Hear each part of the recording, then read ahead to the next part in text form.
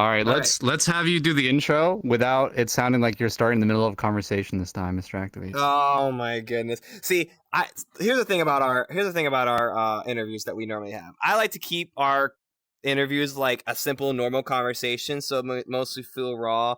I'm not like a welcome to the channel, everybody. This is your boy. Like, you know what I'm saying? No. It's pretty. I just don't want to have it like I just don't want to have it cut in the beginning, and it's like, okay, yeah, and that's what I mean by that, bro. Anyway, so Aural Umbra, you are, I don't want it to be like that. It's not gonna be like that. I don't think it. Yeah. We're not just traditional like, when it comes to your boy, Skinny Penis. It's your boy, Skinny Penis. Skinny Penis. Yeah. I don't know why I looked at him. My bad. Why are you looking at him like that? I don't know. Oh man, my bad. But normally with this kind of interviews that we do, it's just casually we talk about your music, talk about just who you are as an artist and stuff like that. You know what I mean? And what's crazy is that when Wick told me about this interview that we're having, right? He says I found a DJ that actually makes his own music. And I'm just like, yeah, hallelujah, they actually exist in this fucking game. All right, oh my god. So it's funny that you say that because there's actually a lot of DJs in this game that make their own music. Really? It's just Really? No, I'd say a very good percentage, 30 to 40% make their own music. Wow, dude. News to me. Where have they been at? That's my thing. Where have they been at? So, I mean, I can name off a couple. Closer. CLOZR. Oh yeah, we follow Closer. Yeah, Closer's a really good one. McCaster's UK based. He makes his own stuff really good. Quaxon used to make music in VR, and he used to play in VR. He doesn't play in VR anymore, but he used to do that. No Hope, another mid-tempo artist, played VRChat and makes music. Social Kid plays VRChat and makes music. There's a lot of I want to say good percentage of people who make music and also DJ in VR. It's not just we're not black sheep. They're around. It's just their music doesn't get heard as many as other people do. Yeah. So. Yeah. Out of that list, I think I only knew Closer. Yeah, Closer was the only one that I've known that's out of it, you know what I mean? And I feel like do you feel like there should be more? I've been DJing before too, and I've never seen any of these DJs that actually make music. I guess maybe it's because I'm in the wrong environment now. But do you I'm sure do you feel like with DJs in VRChat do you feel like they should be more of those kind of DJ producer type people, you know what I mean? I mean, it's hard. It's hard making music. It's not easy. You go in, you have to have an idea. A lot of people base it off of emotions and a life story. I mean, that's what I do. All of the music I've written is based off a life story or something that I'm feeling in that moment. And then there's some artists, I'm not going to say names because it'll get me canceled really quick, that just shit out music on a regular basis, and it has no meaning, and it's just top 40 type style, and it's really boring, really basic, really repetitive, and that's it. I feel like anyone trying to get into music, it's it's hard. And it's an extreme learning curve. It's not easy. If it was easy, everyone would be doing it. It's just one of those things where you have to, be honest with yourself and just feel hey, I need an outlet for my emotions. This is what I want to do. I want people to feel what I'm feeling. And if they like that, then so be it, and that's kind of my mentality on making music. Is I'm telling my life story. I want people to resonate with the stuff that I create. And I actually made a post not too long ago. This is 3 days ago. I made the post on Twitter. I was just if people like my music and if they resonate with it, then hell yeah, that's awesome. I don't care for the fame and fortune, because I don't want to be famous. That shit scares me. I really I really like my privacy. Like, I like going to work and people not knowing who I am, or going out and people not knowing who I am. But like, it's just one of those things where, you know, I feel like if you want to make music, start doing it. Like, there's nothing holding you back. And there are plenty, and I mean an plethora of ungodly videos that you could watch to like help you create stuff. Go and watch them. Like, that's how I got into making music, or making mid-tempo, I should say. Not into making music, but into making mid-tempo, which is the genre of music that I make. It's interesting. Do you have other like expertise in like different genres besides mid-tempo? Do you like to explore those as much really often, or are you just strictly mid-tempo? My direction with Umbra as like my character is mostly mid-tempo or experimental bass, around that kind of genre realm. I started out, my first track I ever made, and the first track I ever released on Spotify and everything, is called Haunted, and it's a house track. Okay. I wanted to remove it for like the longest time, but in the back of my mind, I wanted people to see my growth from that track to where I am now. So I feel like me deleting that track would not allow people to see the growth that I've gone from then until now. That makes sense. It's like, normally for me, I always think like all my old tracks when I used to first start producing. You know, I used to produce EDM as well. Like, I was the very first kind of style that I really wanted to get into, and like I had this one point of like, I just randomly deleted all of my like first ever songs I've ever deleted on SoundCloud, because like in SoundCloud they only give you like 2-hour limit of how long could you like post music on the free account. And like, I pay for that shit. I hated that. Well, I was like 14, 15, and I had like 20, 30 songs, and I'm just like, oh man, it's gotta make that final decision. Which songs get cut from the list and what songs doesn't. And I'm just like, oh man. So I started killing all my first ever songs, and looking back at it now, and I'm just like, fuck, dude, I should have never done that, because low key, not gonna lie, I do want to know what my mindset was and how good I was producing, but also I just want to see how ass I was when I first started making it, just to know I can feel good about myself, about my production later on in life. Like, I've been producing since 2015, so like I have literally like looked at like, I feel like a dickhead like having my songs deleted now and just like never to be seen again, just thing, you know what I mean? Lost in the ether. Yeah, lost in the ether type shit, you know what I mean? But like, it's not even on your hard drive anymore. It's just straight up just gone. It was on an old PC, old computer, and when I got rid of it, I mean, I saved all my files. But it's like in FL Studio, you have to like. You need the samples, right? Yeah, like the you wave need the tracks, samples or whatever. of it, exactly, and the past can find it, and then and even my cracked plugins. I just didn't want to fucking deal with that shit. I went through something similar actually recently, because I use FL too. I just upgraded my entire computer like from the ground up, and I had all of my shit on an old hard drive, and I had to redo all the paths, and that was a pain in the ass. It was not fun. Yeah, it's kind of gnarly sometimes when you deal with FL Studio. I taught Wick about when he first started making music about FL Studio, and you know, I mean, you had a pretty good time in the beginning. You know what I mean? Being non-sarcastic. You know what I mean? For the most part.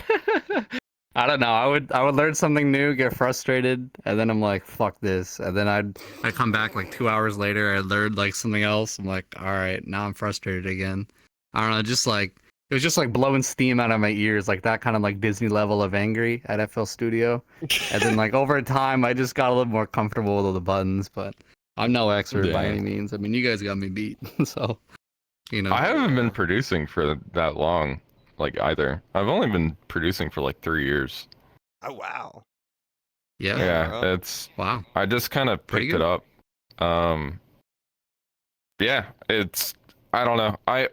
So off topic, but I never really wanted to ever create music ever, actually. Really? I never crossed my mind like ever. My best friend Ghost Data, I didn't even know that he wrote music when I met him. I was just like, oh, this guy seems cool, and he lives near me. Let's go get hibachi. He literally invited me out to go get hibachi with him, and it was like 3.5, 4 years ago. 4 years Did you know ago. he was a musician then? No, I had no idea. I had no idea who he was or like what he did. I just wanted to go get like dinner with him because I met him in VR. Like that was the funniest thing. Hell yeah. Because he doesn't even play VR anymore. He quit. Yeah. But he sat me down and he was just like, dude, you need like, because I was going through like a really weird depressive state. And he's like, dude, you need to like write something.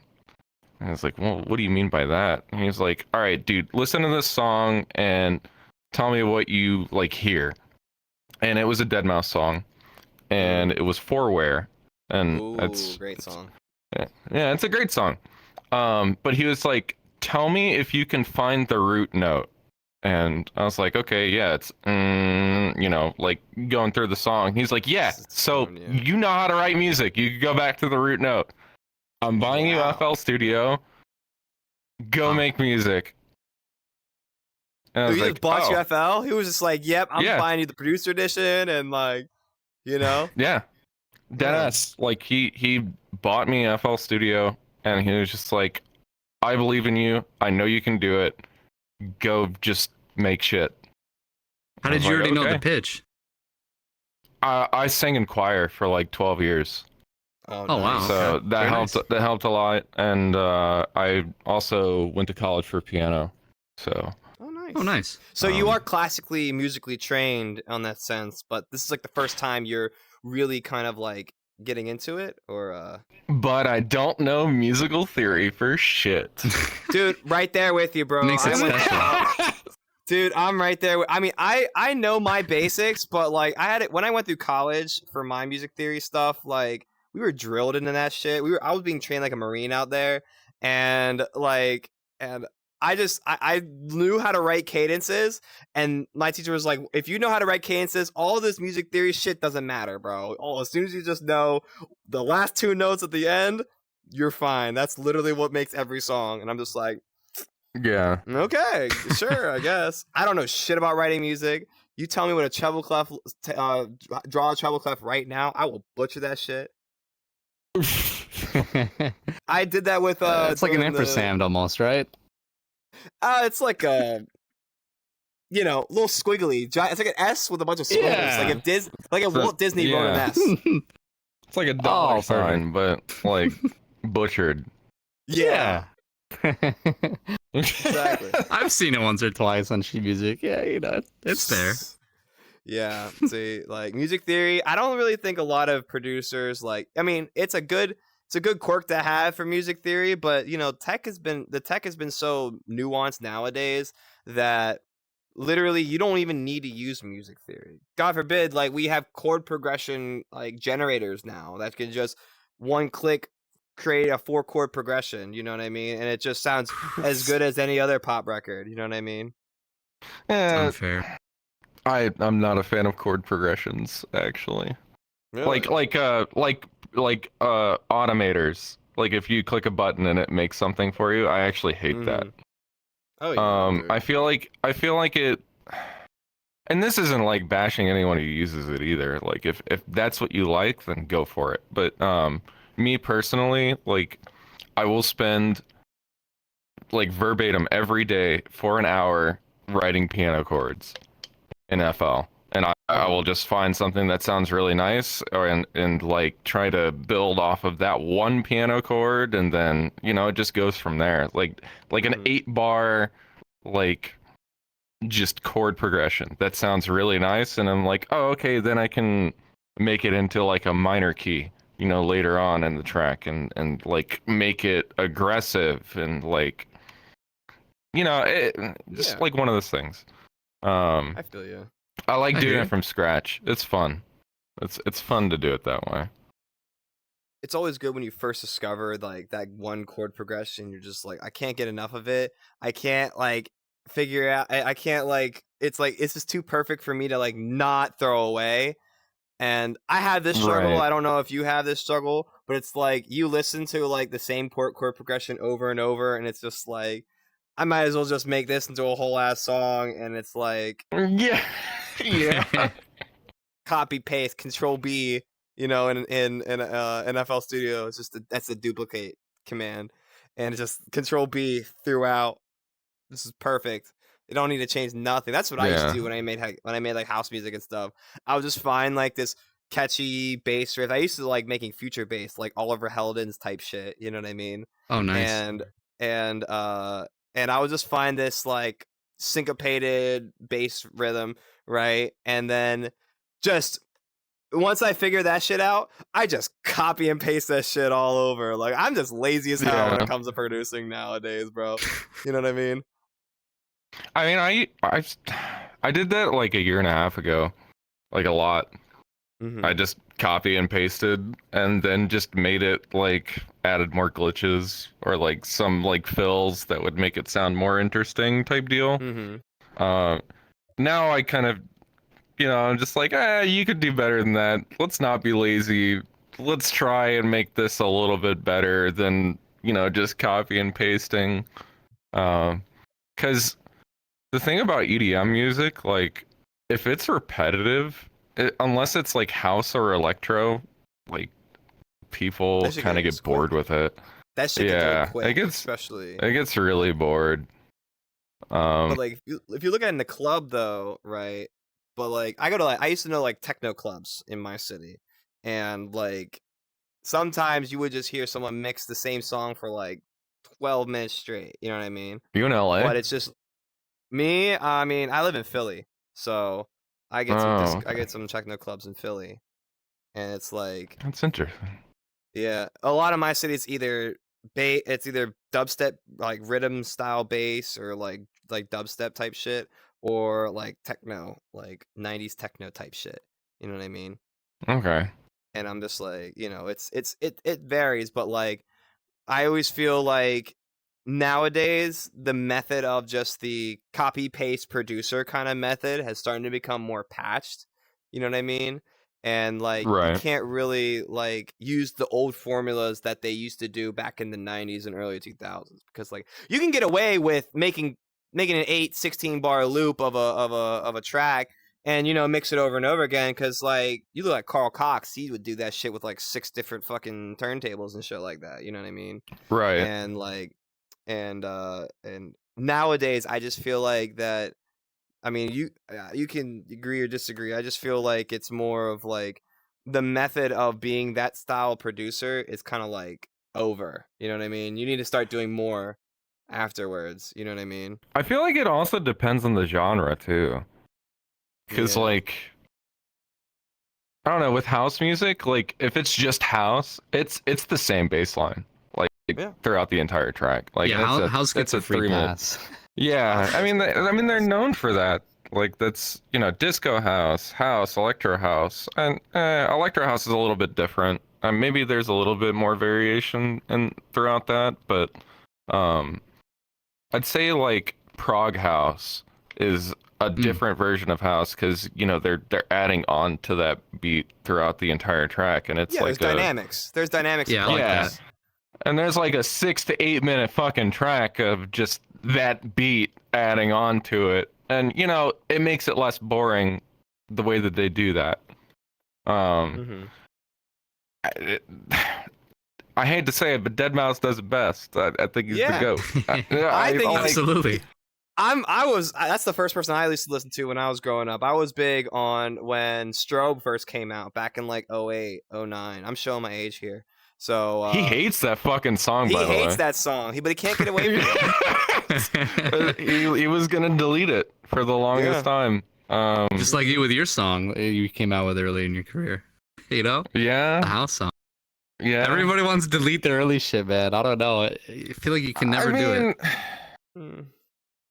I feel like his is a different story though. People, okay, the track that he hated the most was Ghosts and Stuff. If we want to get technical, that's his most popular song. Come on, man. Everybody it's a staple.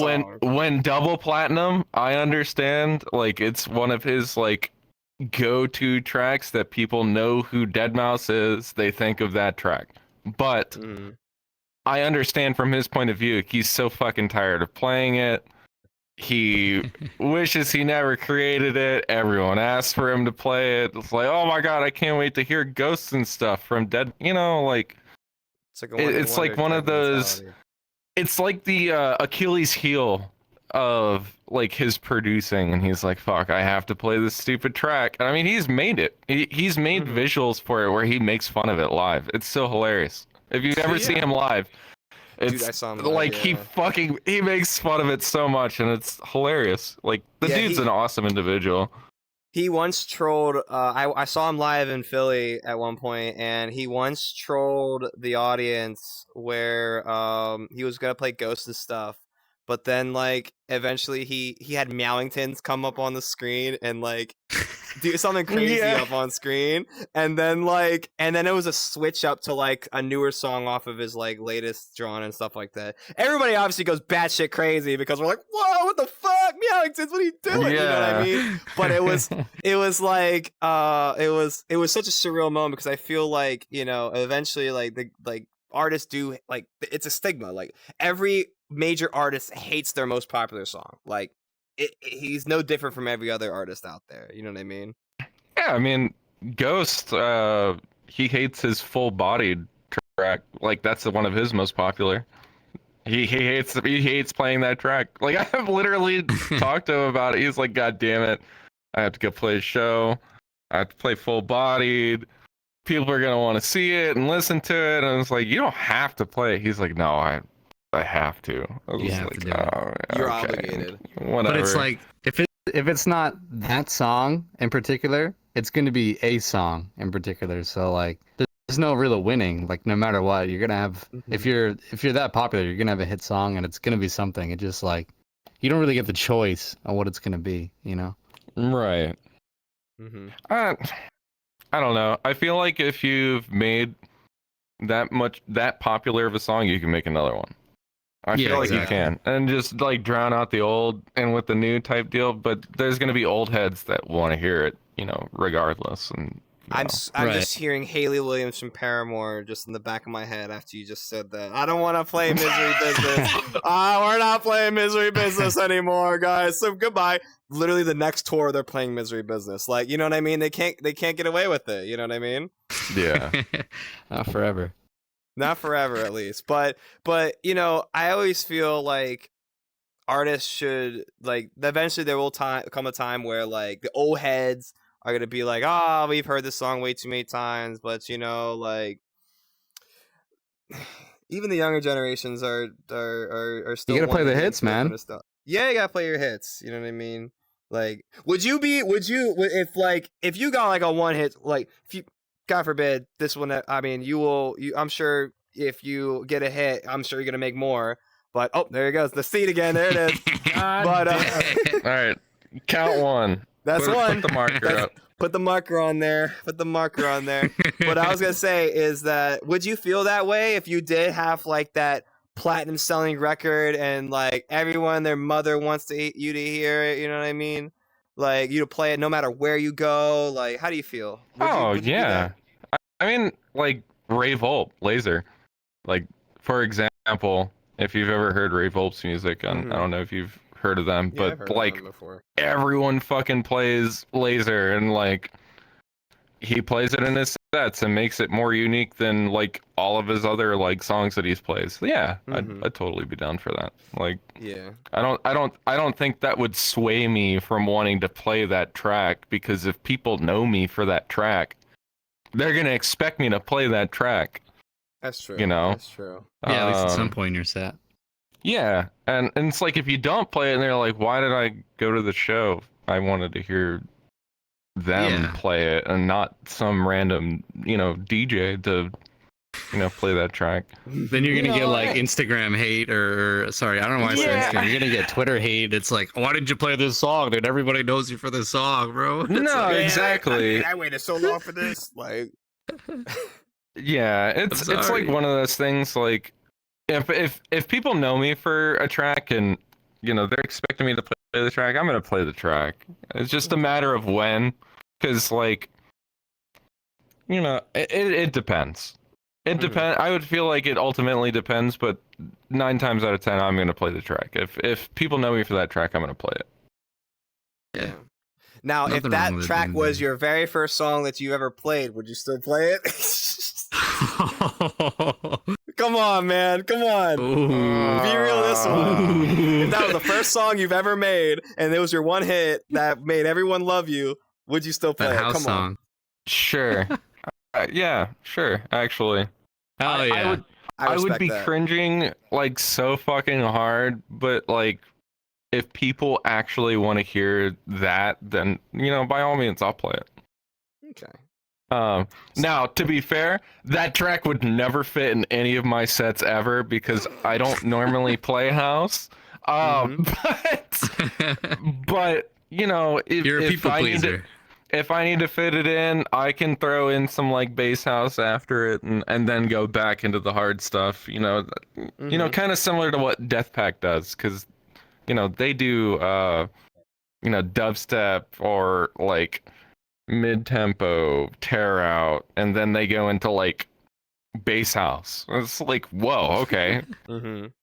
Was not expecting bass house this set, but fucking sure, let's go. Fucking why not? Why not? Yeah, I mean, it keeps the crowd interested because they're like, whoa, was not expecting this. Because if they're expecting to hear you play one genre the whole night, throwing them for a loop is always a great thing.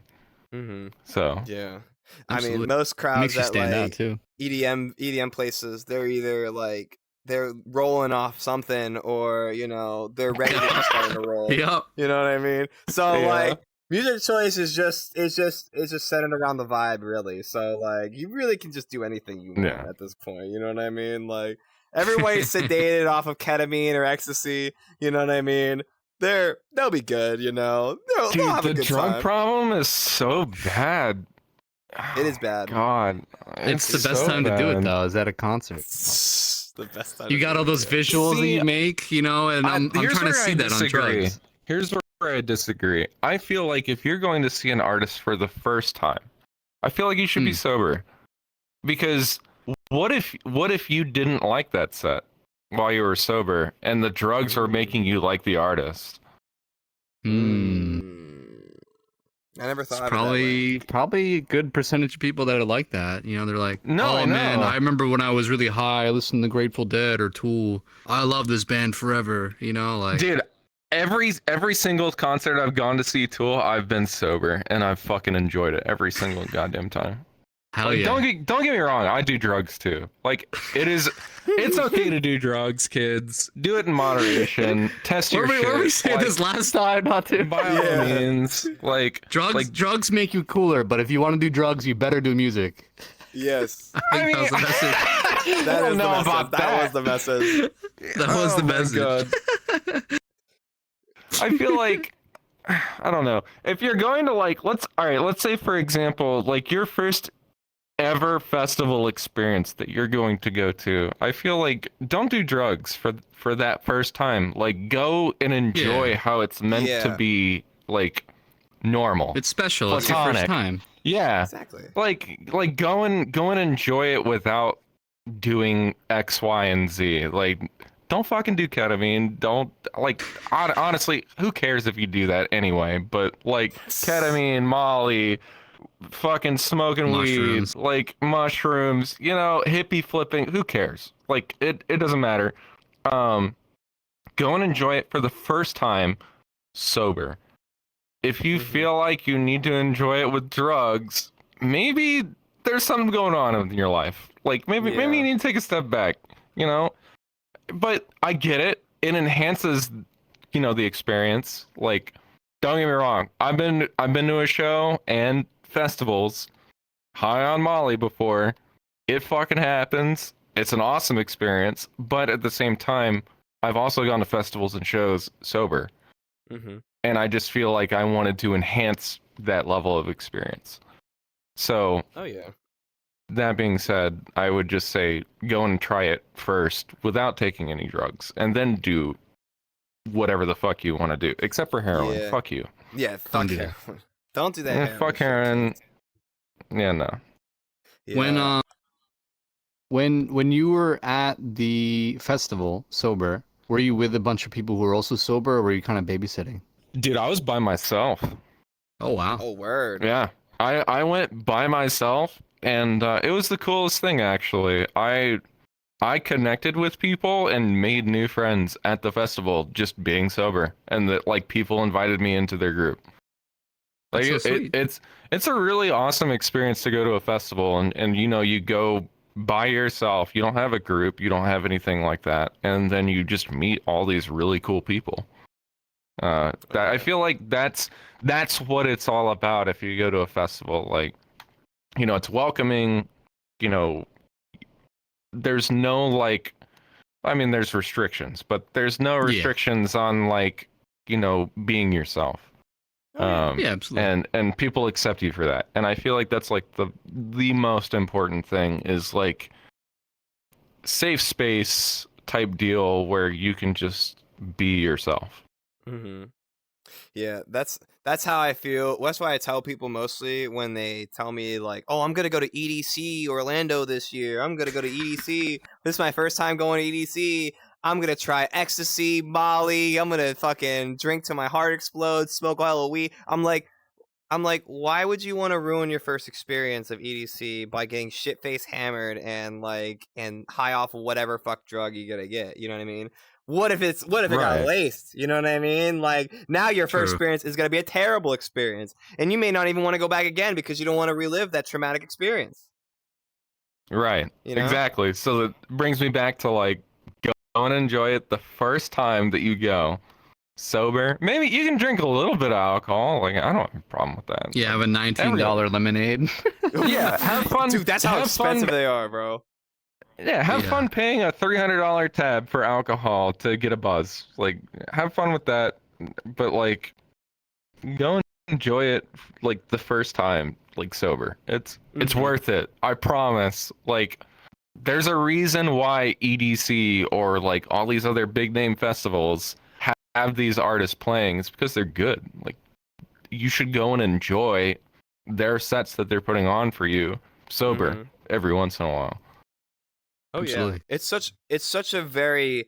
I tell people that EDC is one of those like, or any like, I used to go to like all the raves back in like 2014, 2015, all that shit, right? And like, I would just tell them that if you really know what you're doing at a festival like that, you can have a lot more fun. But if it's your first time, it's all about soaking in the atmosphere. It may be overwhelming, but soaking in the atmosphere of not only being in a large crowd of sweaty ass people who are probably just as hot and exhausted and high as you think they are, and just being around a large group of people that no matter what happens, you're going to have a good time. You might, like you said, you might meet some new friends. You might find the love of your life over there, for God's sakes. I knew someone who literally met their rave bay at EDC, and they were just together for like ever. I think they're like 3-4 years now, like hanging out, like dating now. Damn. You know what I mean? So like they didn't even meet each other at all. Like, bro went into EDC, shorty went to EDC, like in their own place. They didn't even know each other. Boom, they met, and now they're a couple. You know what I mean? Like, shit like that is actually for real, and like, it's like a safe space. And that's why I tell people that all the time. But it's like, you always get those bad apples that come through and just like, yeah, bro, let's go snort cocaine in the fucking porta potties, bro. And I'm like, nah, man, like, I'm here to have fun, bro. Like, two friends is online. I'm trying to have a good time, and I'm not trying to get fucking coked out, bro. Like, for real. Yeah. No, I hear you. But granted, it's I always try to get people like, it's always a good vibe for that stuff. But but for what I was gonna tackle on to was that for you at least, like, do you feel some of that energy that you see in IRL raves kind of transfer over to VRChat raves a little bit? You know what I mean? Do you feel that culture is kind of the same, or is it much different? What do you mean? Like in terms of the welcomingness, or I would say more of like The drugs? atmospherical wise. You know what I mean? Like I tell people about the VRChat raves in this place, and I tell them that you're gonna have a very equal experience with going to a rave in VR versus a rave in IRL. But the only difference that you're gonna have is that you are in control of what sedatives you drink or what sedatives you take. You know what I mean? Or at any time you could just leave, or there's no obligation for you to stay. Basically, you know what I mean? I feel Or like the okay. people around are either nice or they're not nice. You know what I mean? It's all about who you hang out with and who comes around you in this kind of scenario. You know what I mean? Atmosphere. You know what I mean? I feel like this is a very ongoing question that a lot of people have.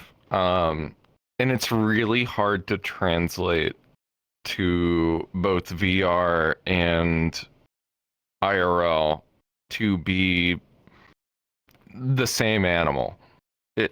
Putting it bluntly. IRL, there's a lot of what if scenarios that could happen. Yeah. So many. It's not as easy as putting a link in and the DJ is playing. Electricals could go wrong. Sound engineering could go wrong. The fucking decks could fail. I've had that happen to me live, out of state. The decks just fucking stopped. Oh no. Yeah, it happens. Like that's the whole thing, is like there's a lot of shit that can go wrong. I feel like if we're talking in the fact that we're comparing it to where, you know, people can take off their headsets and they can get drunk and versus going IRL. Yes, it is a lot safer for you to enjoy a VR rave in comparison to a real life rave. However, it's vastly different. You don't like feel the music as you do in this game as you do going to a real life club. Like, you can feel the bass, you can hear the people talking around you. There's a bar. You can I know in VR you can go up to random people and you can be like, yeah, you know, cheers, you know, let's go party. But not, there's only 80 people in an instance. And then like most clubs, like it's way more than that. It's like 300 to 400 people. So you might not see the same person throughout the entire night. Or, you know, you might meet the DJ who's just fucking chilling there and like wanting to relax, and you go up to him and talk, and you don't even know he's the DJ, and then he goes plays. Like, you know, there's a lot of like networking stuff and just like experiences that you can experience more in real life than you would in VR. Okay. That makes a lot of sense. Do you feel feel... Oh, sorry, go ahead. I'm sorry, I didn't mean to... Oh, no, you're good. No, you're good. I also feel like VR is more dangerous in that sense.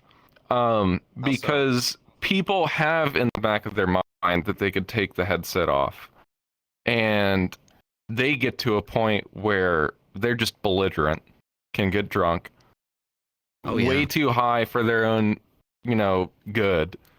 And I've witnessed it. I've seen people do it. It happens a lot, especially in the VR rave scene and in like drinking nights. I don't tend to go to drinking nights, but that's a different thing. But I feel like it's one of those things where people know in the back of their mind, oh hey, I don't have to drive anywhere. I can get fucking plastered fuck this, and they just go balls to the wall, like nonstop, drink, drink, drink, drink, drink. And whenever I cheers people in VR, I don't say take a drink.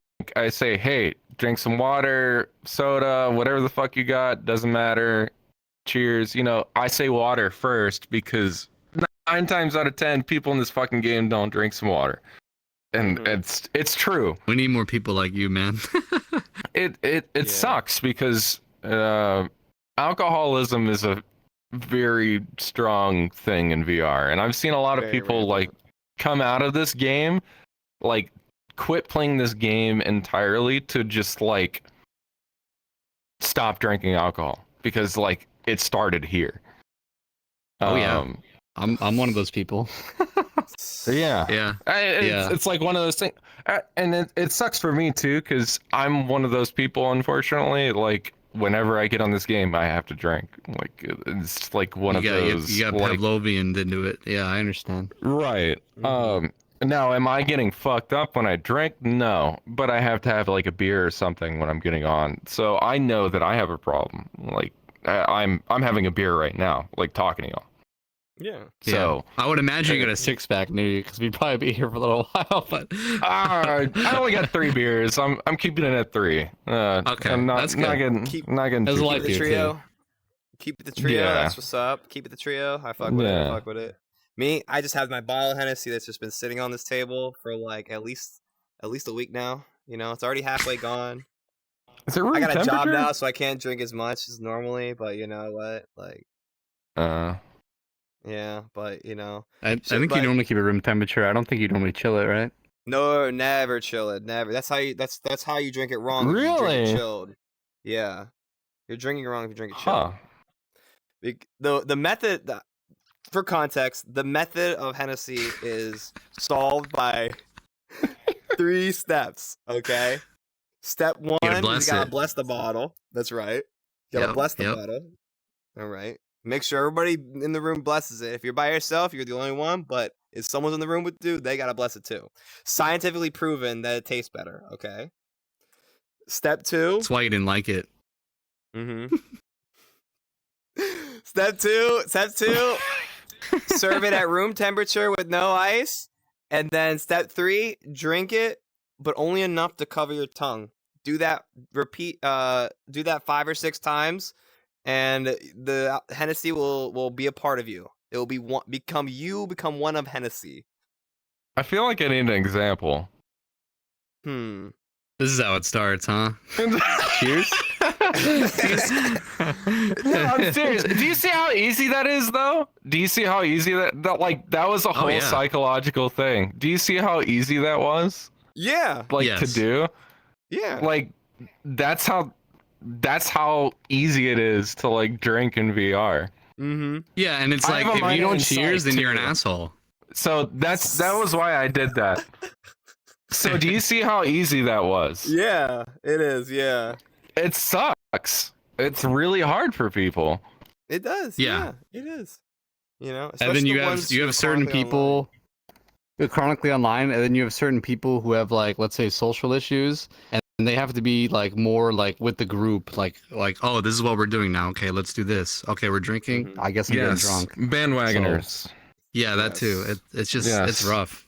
And then there's like the whole thing where it's like if you have the headset on, your eyes and your ears can't work properly together because your ears don't think that your eyes are fucked up or in your brain or whatever. So like your eyes are still seeing straight even though you've been like chugging vodka this whole time.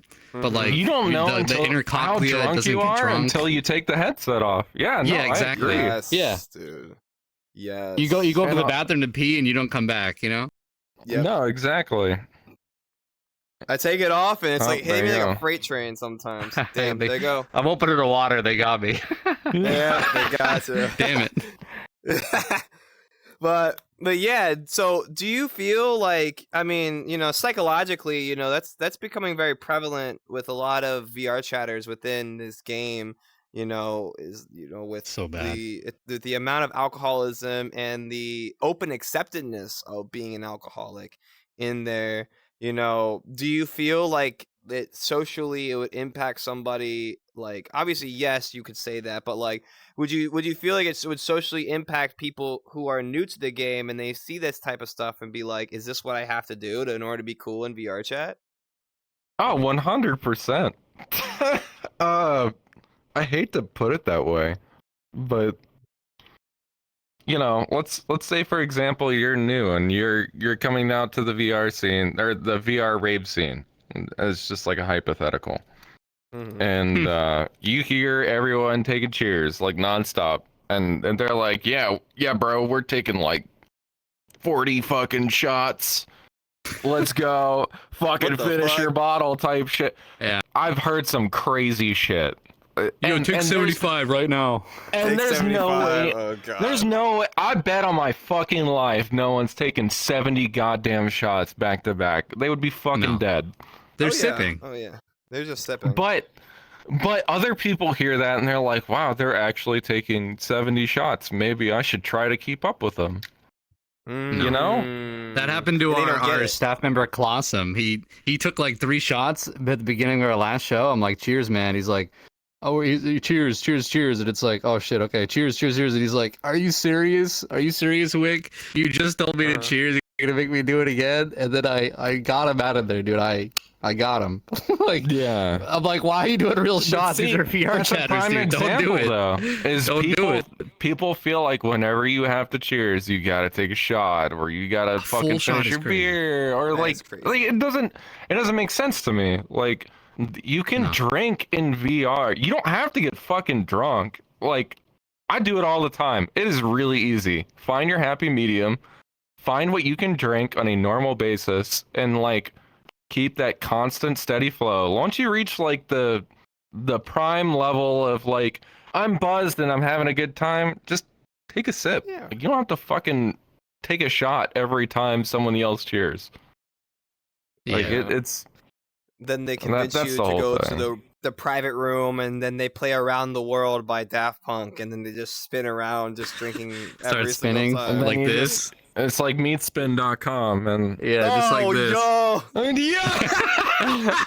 This is not Meatspin, ladies and gentlemen. This is not Meatspin. Yeah. We're doing Around the World here. Got you, motherfucker. I got cornered for that. You are foul for putting that back into my memory. I've had meatspin.com away from my memory for at least 10 years, and you reintroduced that shit back into my. Oh my god, dude. Yeah. Now I gotta take a fucking his ass shot. twice. Thanks, so karma. That's 3, bro. That's 3. You're now you getting your heady out. Oh Christ! Now I'm getting my heady out. This guy's licking his fucking lips the second you brought up alcohol. Jesus Christ! Fuck, dude. Fuck. I need that demonstration of you getting on your tongue. Ooh. You are foul. You are foul. You are foul. You didn't just spit it out everywhere, did you? No, I did not just. Okay. But like I said, you know, with VRChat, you know, do you feel that eventually this game will reach its breaking point when it comes down to the culturalism of alcohol, the cultural alcoholism, and like the drinking drug rave culture? Will you think there will be a breaking point? That's a loaded question, because I can't speak on behalf of like the entire, you know, VRChat community in that regard. I feel like it's an endless cycle, personally. I feel like it's an endless cycle. In that regard, that's the perfect way to put it. I don't think that unless something really crazy happens, and I mean like ungodly crazy happens in VR, which I mean more times than not has happened. Knock on wood. I you know, like, I don't know. It's like one of those things where you can try and put like a handle on the situation, but you're never really going to have a handle on the situation type deal, because people are going to do what they want to do. That's true. Yep. So I mean, I know VRChat made it like the 18 plus verified shit lately, and then that's kind of dumbed down a different problem. I'm not going into that because that's a whole fucking debacle. I know, let's talk about it. No. Let's talk about that. Let's talk. Yeah, you're like the one VR chatter we're gonna have here probably for a little while. So like, I'm very interested in what everything you have to say about VRChat. So, I'm kind of glad that it's 18 plus verified, and me too. And people can hate me for it, or they can just agree with me. I don't care. I'm glad that there is a limit on what people can see in terms of like, you know, a rave, a drinking night, any like scenario like that. I feel like, yeah, you should be a fucking adult to like go and witness that type of shit. Don't put your fucking 12-year-old son on your VR or your Oculus and like go and join this random shit. Like, how the let's fuck? go to Just H Why Party. the fuck Me and my did you 12-year-old do friends that? going to Just H Party. You know what I mean? Oh, like uncensored Just H Party with That's you and your school crazy. friends. You know, That's I've wild. never I'm seen pretty that sure it happen there. Obviously, it'll never. It probably will never happen, but you never know. Oh, you got him again. they But, know, you they know it exists. That's they know it 4. exists. I'm gonna break Yeah. the fucking record at this point. I think it was like 12 It was or like 13, 12. something like that. Yeah, Yeah, well, definitely not 6 or 7, but yeah, it was up there. not 6 or 7. Yeah, But I don't know why I brought up Just H Party, but I was gonna say, sorry to cut you off. The VRChat DJ scene, like I have never seen like a child there, and if I have, they never spoke. So they were always it's happened. good for it before. Oh, really? It's happened. Oh, it's happened. Is this in the It's happened. Europe time when I don't see it, or is this like No, central or it's- like? I've definitely. Here's one of my things. I try not to get into the drama of this fucking No, game there is endless because drama. It there's is so what's new much. next week. It's everything. Yeah, every week, it's ridiculous. But as a fly on the wall, I've heard like people who are 16 or 15 joining that fucking shit and just man.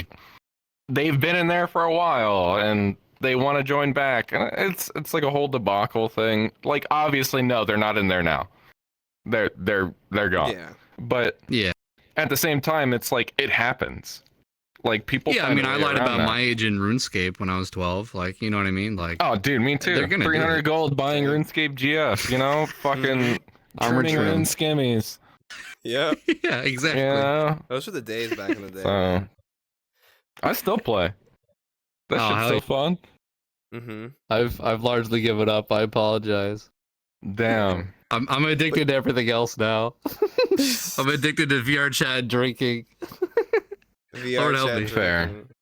Yeah, I feel like yeah, like they've become, and especially now since the 18 plus thing has came through, like people are just starting to not believe the 18 plus thing anymore. Like I still go to places and motherfuckers still check me for my age. I'm like, bro, does my 18 plus verification from Persona, aka VRChat, you know, like is that not good enough for you? Like, you know what I mean? It's the Report 'em. official badge. Actually report them. Just report them Really? because it's against terms of service. Yes. They will get banned. To do yes. what? In policing the rules? To ask for your ID and to ask for your date of birth. They Really? can get banned for that. Yes, it's against terms of service in VR. Dude, let's get them all the fuck out of here. Yes, I'm tired of that's these what I'm I'm just gonna viral say, you know, you Like- can get banned for doing this, right? Yes, you know, you can get banned. You know what I mean? Like, I'll just do that next time they ask me. I'm like, you know, you can get banned. No, I'm being dead serious. It's in the terms of service. They will actually get banned. And if you report them and said, "Hey, they asked for my date of birth," they'll get banned. Like I've talked like a bunch of my friends have talked to the devs about this, and like they will get banned. They should just show up to one of those bar worlds or whatever and be like, Oh, hey, yes. you can't do this. But you know how hard it is to police like that shit. You know how many But instances. it's been going on there for are? like a year, all these bar worlds. Oh, I know, but they don't really have time for that. They're doing other shit, you know? Like, Yeah. Yeah. I mean, Yeah. This push and shove, I'm not, or whatever, you yeah, know? It's give and take. Yeah. Yeah. I you agree know. and disagree at the same time. How about that? That's fair. Let's put it. I'll take that. Let's put it that way. I agree with you. I just feel Cheers. like Like- mostly like people are just so like I feel like it's just more of a power thing for these guys. You know what I mean? That Oh, 1000%. And I'm just It's like, like bro, the Yeah. it's like the Yeah. high school bully becoming a cop. yes, yes, the classic. That's perfect. I've been shitty at people now. I've been shitty with people at school. Now I'm gonna be shitty with people in real life, and I can just do Yeah. whatever I want. Yeah. Bark orders at Wow. people. Mm-hmm. It's a shame, but like, I mean, eventually when word gets out that you can actually get banned, I'm gonna start doing that now. Just be I like, didn't yo, know. I can get you banned from VRChat for asking me that. You know what I mean? Like, shoot, like if Yeah. my 18 plus verification is not enough for you, yeah, here's a report. I'll fucking do it. Also, I why never are y'all reported going to anybody. that? I've never reported anybody. I go to public sometimes. Oh, God. I'm a big fan of bless. B Club.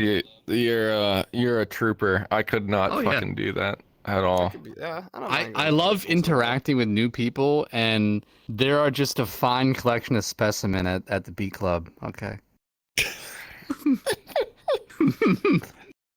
There's no other way to put it. I don't think I've ever been to a B club. Wow. Actually, yeah, Wow. no. I used a to very go interesting B Club place. 3 a whole lot.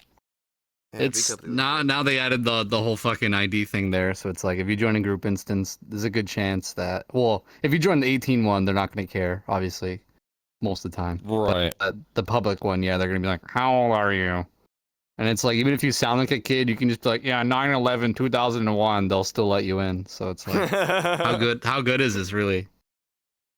Like, bruh. Oh my God. Yeah. Yeah. I just feel like eventually, like, when we'll catch on where, like, all those clubs that will be like, hey, you gotta go check for IDs for people to come in, like, they're probably gonna stop doing that now. Like, people are just gonna start reporting people, you know what I mean? Just for, like, asking your date of birth, even though either you're 18 plus. I don't even think you have to be 18 plus to that. It is against, you're right, it is against terms of service for that type of shit to do. Even if you're This not game is 18 13 verified. plus. It is 13 plus, exactly. Right. It's either 13 or So, 16. I think like, it's 13. I think it's I would like to 13. assume it's 13. I'm assuming Okay, I'll it's believe 13 as well. But yeah, like, I mean, once word, I don't think a lot of people know about that because, like, I still hear people complaining about, like, oh, I got 18 verification. They still ask me for my ID. Like, I never even knew that was a thing. So I'm gonna use that as a weapon now. Be like, Yeah, pretty I'm much. gonna be the biggest It's against dickhead in terms the of fucking service. VRChat. So Yeah, that's true. That's true. I mean, that'd be good though. I mean, eventually there'll come a time, there'll become a change, I guess. You know, eventually more people will be on there. I feel bad for the British people who gotta give up their IDs now for their privacy laws on there for VRChat. It's coming for everybody, bro. I'm telling you. I know. The people who run the world want it to happen. It's a shame. Now I gotta There's get my like ID there's like a back thing. again. No, I won't continue this. do you hear about the visa shit where they don't make you, or they won't allow you to like buy games, sexual games anymore, or like fansly stuff? Oh yeah, Trump was like, hey, no, stop. And then they're like, okay, my fault. But also, by the way, we never did this. So it was like, bruh. Yeah. Yeah, exactly. Hey, stop! Smacks ass. You know, like Yeah. Okay. It's like banks aren't allowed to do this, but also Visa and MasterCard aren't a bank. So it's like, I don't know. Also, it's not in the law yet, but like, Yeah. it's just an executive Right. order. Yeah, I don't know. Anything can happen there. It's just a ticking time bomb until it's a law. Pretty But, much. Yeah. I don't think a private company should tell me what I can and can't do with my money. Like, I'll just put it out there. Yep. That's Yeah. the thing. And I mean, I feel like VRChat will probably conform to that eventually. You know what I mean? That's probably why they had the thing, but even that's probably for other. They had a. I heard the age requirement thing was because of something else that I probably shouldn't mention. You know what I mean? Because it's I don't think it's relatable. You know what I mean? ERP. Yeah. Yeah. Yeah. Everyone who plays this fucking game does it. Let's be real. I feel bad, you know, because like I have DJ friends who play VRChat, and like they always tell me like, you know, they get booked at like parties, but like then they go book at DJs for like dance events and stuff like that. and like those ones where they have like choreographed dances. They have like a giant circle, and it's like the DJ's way up in the top corner. You know what I mean? They just have like their dancers walk through, and it's like they do their choreography and like, you know what I mean? I feel like I don't know. I've been to those. Yeah. Yeah, I've been to those too. I've been to plenty of them too, and it's just like I don't know. I feel like in the scene now, there's like two types of VRChat DJs nowadays. I feel like there's the DJs like you who actually make music and DJ and have like a specific like identity when it comes to being a DJ period, you know what I mean? Versus the VRChat DJs that just play track 1 all the way to the end and hit emergency loop and then play track 2 and then fade out and rinse and repeat. Yeah.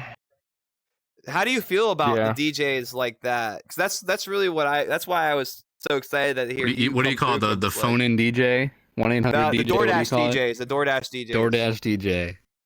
I don't necessarily have a problem with them.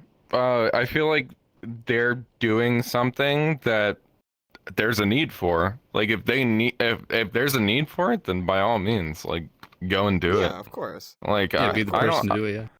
Yeah. I feel like if that's what you want to do, then go for it. Like Yeah. I don't have any hatred towards them or like biasedness towards them, you know. Yeah.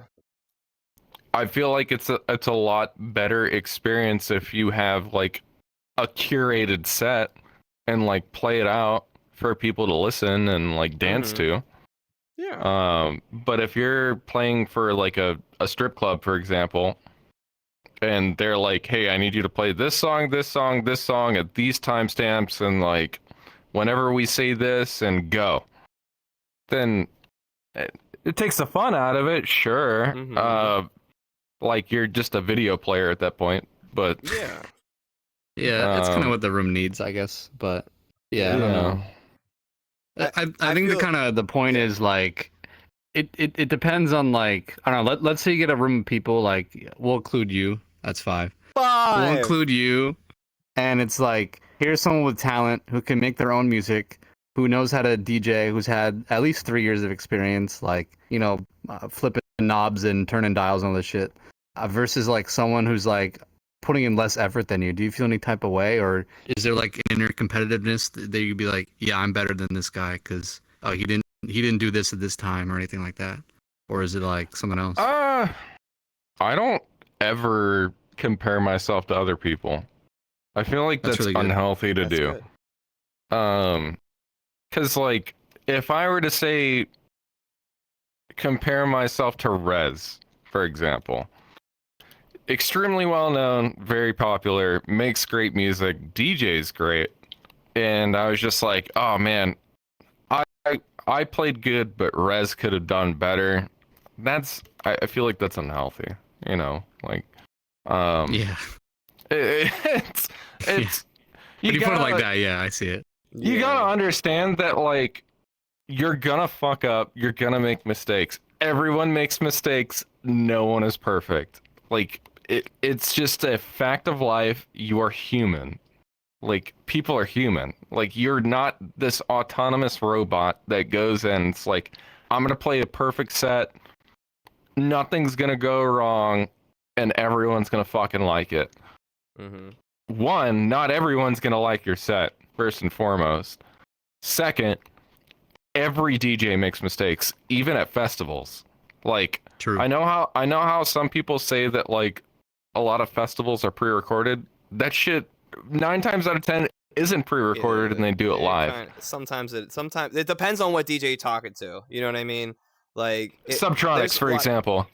Oh yeah, I don't think he no, he does not. He never premixes. No, he's never premixed ever. I actually played for opening for him last month. Yeah. It was a lot of fun. That is cool. We'll talk about that later. But I was gonna say like, so do you feel with that being said, you know, do you feel like with the DJs that don't make their own music or are fairly new within the experience, do you feel like they should lower themselves on a pedestal? Because like I've been seeing, in my opinion, like I used to be a DJ in VRChat like back in like 2021, 22, and before I Nothing even but the did boppers. 2-0, and I used to do the EDM stuff, and I would just go into a room full of like other EDM DJs that would just like all play in the same room, and it's just like everybody just so critical and compares themselves with each other. And then I asked them like, "Oh, how long have you been DJing?" And they're like, "Oh, I've been DJing for like a month and a half. I just bought a Newmark mix track DJ set from like $100 off Amazon. And I think your transitions were not good enough to be a part of my club." That was the impression on one person actually. Like, wait, actually, that yeah, really like, happened? bro, like I went to like my very first DJ clubs that I would go to. I'm not gonna mention their names because they're still around and I'm still friends. No, with actually, the I owner want you. of this. Okay, I was gonna say I just fucking still lay it out because I respect want to the owner. know. I still respect the owner. But the person Yeah. that was in question, I don't think they're around no more because I haven't seen them ever since that day. But literally, like brand new DJ, just started up trying to DJ. He was more of like a staff member at the club rather than like an owner, right? And he was the one whose job booked the DJs and stuff like that.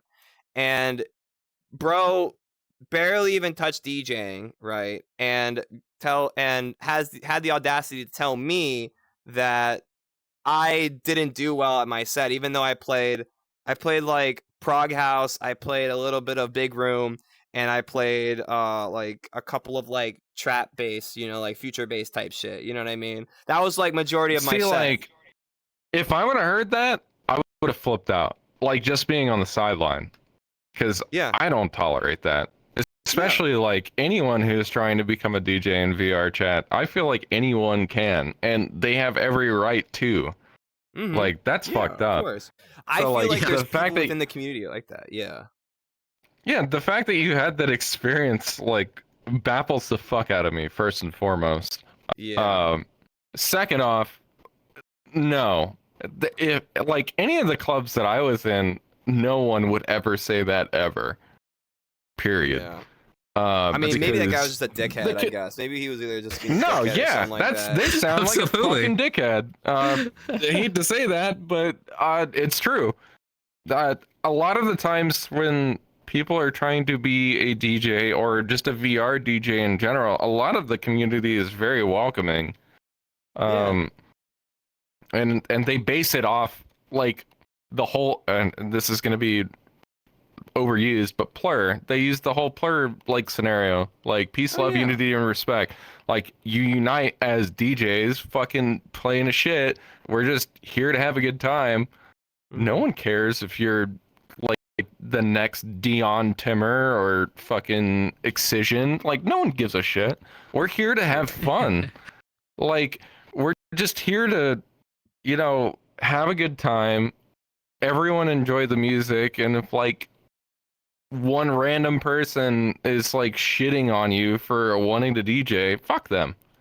Yeah. Like, I mean, I never went back to that club. I never went back around to there, and I just like kind of like stuck to my guns of just like, you know what, I'm only gonna play around with my friends are gonna play. I'm not gonna go to some random ass club where I don't know half the people coming in. I feel like building that network will come out, and that's when I discovered playing nothing but the boppers, and that was when the first time I did that show. It was I converted from EDM to rap music, and that's where it kind of like snowballed from. Started from nothing but the boppers, and then turned into 2-0 basically, which is now what we're here for basically. You know what I mean? And I feel like I don't want people to feel discouraged. Like I felt mad discouraged that day about just going to other clubs and like trying to say I'm a DJ, I would like to perform for you guys and stuff like that. Because then it would kind of fuel my stereotype of like every DJ but depending on what club it is, it's like 12 or 11 or 12 DJs that like all know each other, and like it's like a big circle jerk where they just like tell them how good each other they are, but then as soon as somebody from the outside has a different opinion, they're like, you're wrong, you're fucking stupid, you don't know what it means, you don't know this stuff, you don't know that. And I'm like, bro, I just have an opinion, man. Like, it just doesn't make any sense. You know It's what I not mean? that serious. It's not See, that that would serious. piss me off though. Like, I don't know. Yeah. As someone from like the sidelines, like even hearing that, I would tell that person to like go fuck themselves. Mm-hmm. I don't know. Maybe I'm different compared to other DJs in the community, but I know that DJs in the community would do the same thing that I would do. Oh yeah. Oh yeah. And So I wish I would have met pretty you sure first, that man. I'm pretty sure you just had a bad fucking experience, and whoever was in charge of that just had their heads shoved so far up their own ass that they just didn't Maybe listen they to were on anything around them. drugs and it was their first time. See? Hmm. See? Never know. No, you can be not on drugs and still be an asshole. I'm not using that as an True. excuse. No, fuck them. Okay. Especially if they're gonna say some shit like that. I do not tolerate that kind of shit. Yeah. Especially in my friend group too. Like, if you talk shit about someone, like you better have damn good reason to talk shit about someone. Just in general. Because most of the people that I like to surround myself with are good-hearted people, and I feel like that's like super hard to come around, nowadays. It is. And I just feel like, within the community, I feel like there are those small pockets of like dickhead DJs, you know what I mean, that are around in the server. Like, I know a couple of dickhead DJs that are still active in my community, and I ask, like, not in my community, but like the community I hang out with and personally. And I always tell the owner, I was like, why you still book this guy? This guy literally talks shit on every DJ in the fucking group chat. Like, why are you even letting this guy in? And it's just like, oh, he's just been around for so long, and he's available. been grandfathered in and he's available. He's willing to play whatever. Grandfathered in. Yeah, and I'm like, bro, what do you mean grandfathered? You only been here. You've only been on for not even less than 5 years. How can that guy be grandfathered in? Like, the fuck you change rules for? You know what I mean? Like, oh my god. And I just feel like with those small pockets of dickhead DJs that are in specific parts of the community, they feel like their hate, I wouldn't say hatred, but it's more of like their saltiness or their bitterness would impact people like who want to either join the group and be like, I want to have fun and rave with you guys, or I want to be a DJ and I want to, like, I feel like that puts like a bad taste in like people's mouths and stuff like that. And like even for one, like, I feel like every DJ now, like, at least not every DJ, but like at least like now I'm starting to see like once every other week there's like a Google Doc of like a DJ that's like been a manipulator or a dickhead, you know what I mean? Like and it's I'm like just 40 like, pages bro, long. 40 pages long. Like, I finished reading Akiyama's fucking shit after like months of like putting it away, and I'm like, fuck, man, like, God. shit like that. Yeah, you probably know about it too, dog. So we're right there. I've been DJing in this game since 2017, so I've been around. I don't mean that in a sexual way, but just like in general, like, hey, hey, are you in a Google Doc that we don't know about? No, I actually met my fiance in VRChat. We're living together now. Awesome. So we should have been on that fucking HBO special, but I'm not gonna go into that. But all the people who are on that all broke up, I think, right? I think that was the rumor that's going on. Yeah. But anyway, no, I've heard a lot of shit, and just in general, of like all the DJs who come and DJs who go. It's kind of sad, really, and it sucks because you feel like they're this really nice person, and then all of a sudden this shit happens with them dating someone or like whatever the fuck, and it's just like, oh, okay, you're a piece of shit. Never mind. And you gotta move on, and Yeah. It's Yeah. like, oh man, you Started thinking manipulated the your other girlfriend head. to do free work and then abuse and yell at her when you didn't do the exact things that he told him to do. It's funny And it's because like, I'm friends with Alexi, so I know you know, too so yeah, well. I'm just going Oh, off boy. what her Yeah. testimony was. Yeah, basically. Yeah. I feel bad. You know, I'm hope she's doing I'm good. very Low good key. friends with Alexi, and I actually messaged them somewhat normally just to check in on them and see if they're doing Of okay. course. So Yeah, But hearing yeah. that testimony, I was like saying to myself, like, God damn, like, I mean, I've known Akiyama too from when he's a DJ at like Yiddies for the hip hop events That's what I know him from. yeah, that's where I know him from. He had a really good. I'm not gonna lie, that was a fire set. I'm not gonna It's a lie. fire set, but personality wise, Yeah. I don't know. After I reading don't that wanna talk document, Yeah. I don't know, bro. I don't know. But Yeah. But do you feel like it's becoming more of a stigma that like when these Google Docs really come out from these DJs and stuff like that, do you feel like it paints a bad name for artists like yourself and other DJs like that you know will never do shit like this ever? I'm gonna end it with just this one sentence. It is not hard to be a good person. That's right. Fire.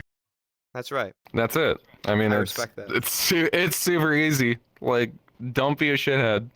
Like, just be yourself. Don't be an asshole, and treat people with respect that you would have you would want yourself. It's not hard. It's really not. It's not, dude. And anyone who says, that it's hard to do that, you've got some issues. Yeah. And I hate to be blunt about it, but like, seek help. Yeah. Or just take off the in my thing I say just take off the headset and go walk outside for a second. But that's a problem though. And I'm actually gonna build off of that. This game is not a second life. And a lot of people feel like it's a second life. And it is not. Like, you are still yourself in this game. You just have an avatar on you.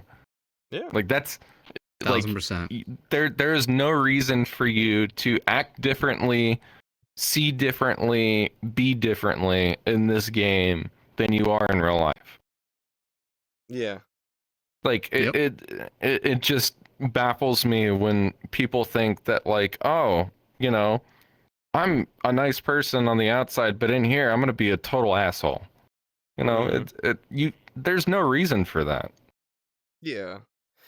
I feel like VRChat there's no really consequences. there is no consequences, but also like within VRChat, I feel like the lack of physicalities with like the physical aspects of people, like it can skew people's judgment based off of like, oh, I believe this person is either good looking or not, or is he or they're a nice person or not because of what they do, how affected their communities, and sometimes people abuse they take their power to like their heads sometimes, and like I've seen like groups, like entire communities fucking shatter because of like one hearsay allegation from somebody inside a server, and their whole community collapses off of that.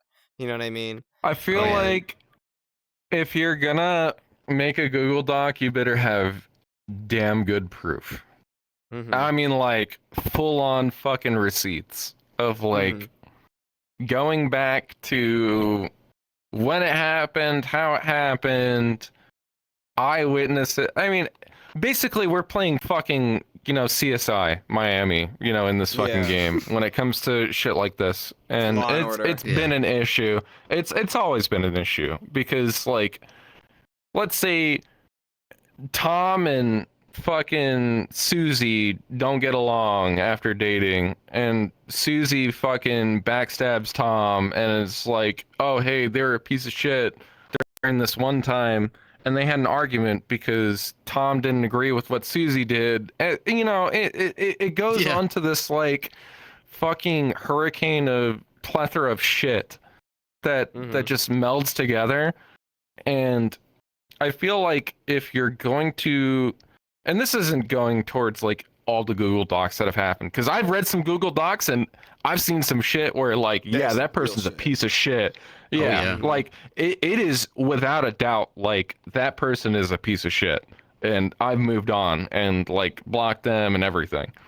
But like going forward, for like, if you're going to do that, have fucking proof, have eyewitnesses. Like, don't just like, don't base it off of the fact that like you didn't get along with them just to hate them and then block them out of everything because y'all didn't, you know, end up dating correctly. I think that's stupid. We're all adults in this fucking game. We can move on. We can grow up. You're gonna find someone else in VRChat. They're gonna find someone else in VRChat. Whatever. Yeah. Moving forward, like, just be human, and like, if they're a piece of shit, let us know. If not, then like, do you really need to create a Google Doc over it and like cancel them from playing like what they do? Like, because like DJing is a way for my escape. Like, I love getting into this game and escaping and playing music. Like, that is like my go-to thing. But like, let's say for example, some person didn't deserve that and they got banned from every club to play music in front of other people, and that was their like escape to go and like do things. Is it really like worth canceling them over because you didn't get along with them while you were dating? Yeah. You know? Yeah. Right. And there's a lot of different circumstances out there too. We have a friend who is kind of in hot water right now with a pretty big community, and it was over some dumb shit, really. It was at Mishka or I forgot who. it was Mishka. Oh, that, yeah. Mishka, yeah. Oh, And, What community? the Golden Gator. The Golden Gator. I know Rob, but I'm not friends with Rob. I understand. I understand. Well, no. Like I've talked to him. Like, Yeah. Well, I mean, I have too. yeah. I understand. That's okay.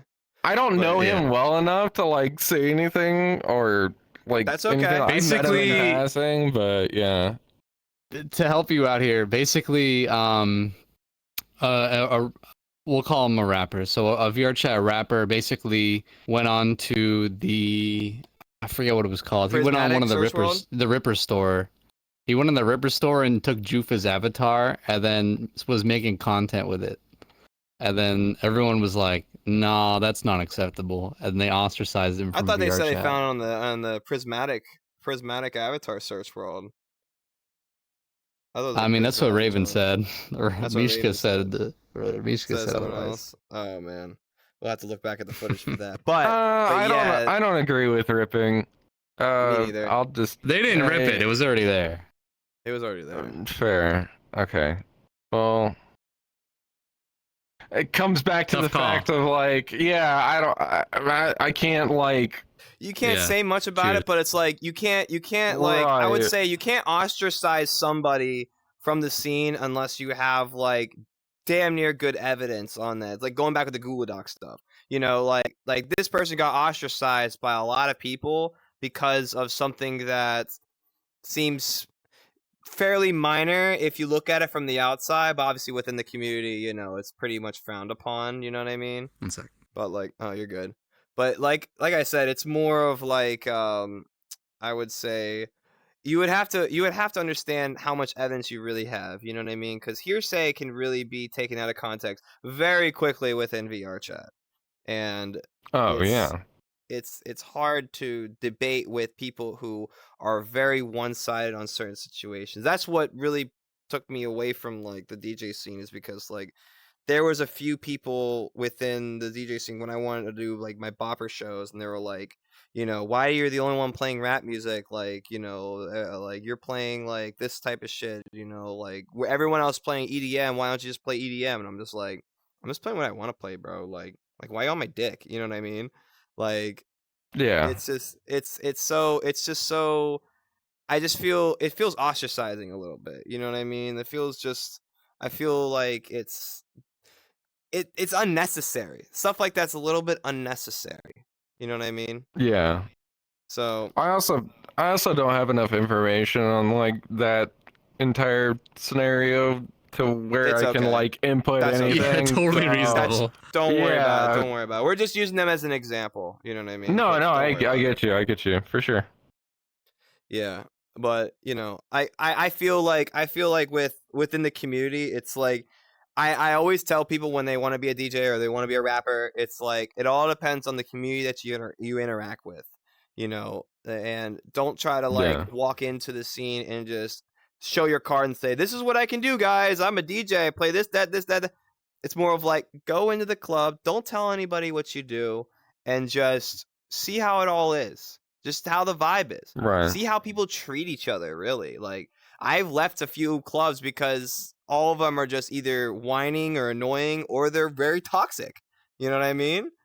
And I won't agree. know I've done that until too. I'm like 3 o'clock in the morning, like half a bottle of Henny deep, and I'm just overhearing conversations about like this person and that person. I'm just like, okay, well, I know those two people that they're talking about, and I'm not gonna say anything. I'm just gonna casually eavesdrop and listen. You know what I mean? Just to get a little bit of insight. And if you Right. feel comfortable within that community, yeah, go for it. Go tell people that you DJ. Tell people you want to go perform. Shit, people love entertainment in this game. It's just like it's all built within that community, and I've kind of like built this stereotype around VRChat DJs where like they're like how the Doordash DJs are, show up, play one song, emergency loop, and then play track 2, and then fade out, call it a day. Man, I'm the greatest DJ in the world, bro. I'm gonna get so much e-pussy. Man, my transition times were so wicked. Bro, crossfader. No, not crossfader. Sorry. Post fader. Oh, man, that was interesting. You know what I mean? Like, I've built like this strong like stereotype against that, but I feel like chatting with you, as like a real VRChat DJ who really makes their own music, really kind of like Goes the extra puts mile. himself, goes the extra mile on kind of on those things that really make you unique. And you kind of like, I feel like you are, and like Closer, right? Closer, and the other DJs that you mentioned are like a few of the exceptions. I do want to listen to the other DJs that you mentioned on there because EDM is a special place in my heart. I love rap. EDM has a little bit of a soft, warm place in my heart. So, and I would love to just get to meet all the other DJs that you mentioned. Because like I fuck with that heavy. Like DJs that make their own music, fuck yeah, dude. You know what I mean? I'll come to your set and be like, "That's his own John." Like y'all better stream that shit. Yeah. Like if you really support it, y'all better stream that shit. You know what I mean? Yeah, Like, for sure. So this is my newest song off my upcoming album. If you like it, come play it on Spotify. And then you got like a unique mix, kind of like how Daft Punk did it for all their albums, basically live. Yeah. Yeah. Oh my I mean, God, that'd be cool Daft as fuck. Punk. I miss Daft Punk. I wish they'd come Me back. too. Yeah. I mean, it's all they just good. need to not be deaf. Yeah. That's all right. That's all right. Yeah. But so Yeah, go ahead. You got a question? I'm sorry, I don't want to. No, I don't go want to ahead. keep carrying the conversation over. I don't want to feel like No, I'm because it's okay if this is not all about me because I don't know much about EDM. I just know you, and this is your shit. So by all means, kid, take it away. Okay. Well, this is more of like it's more of a VR chat thing rather than a DJ thing. Do you feel that? I mean, this is kind of adding with the DJ thing. Do you feel that there's now a change within the community now? Like you said, you've been playing VRChat since 2017, and like, were you DJing right then and there, or like when did you really like fully commit? When I really started DJing was like in VRChat, 2018. Okay, so like about a year. 2017 was when I started to find out about Void Club. God, y'all probably know about Void Club. Classic. Void Club, classic. Yeah, I heard. I missed out on those days. Void Club was when I was like, oh, there's actual DJs in this game. Hell yeah. Gonna go out there and like, talk to them.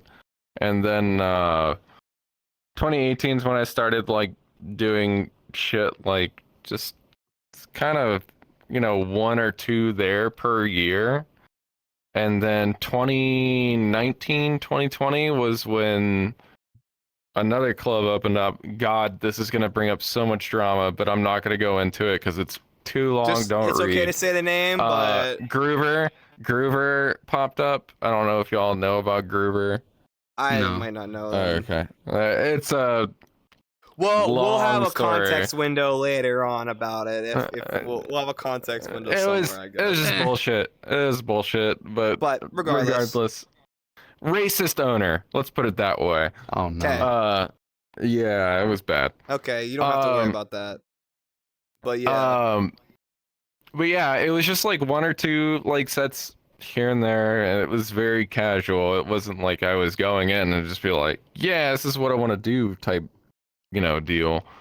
But after about a year of doing that, I started doing it more and more and more, and then it became like every other weekend or every weekend. And I was just like, dude, this is so much fun. Like, I get to come on here and I get to, drink beer with my friends and just, play music. Like, this is fun. Like, I'm having a good time.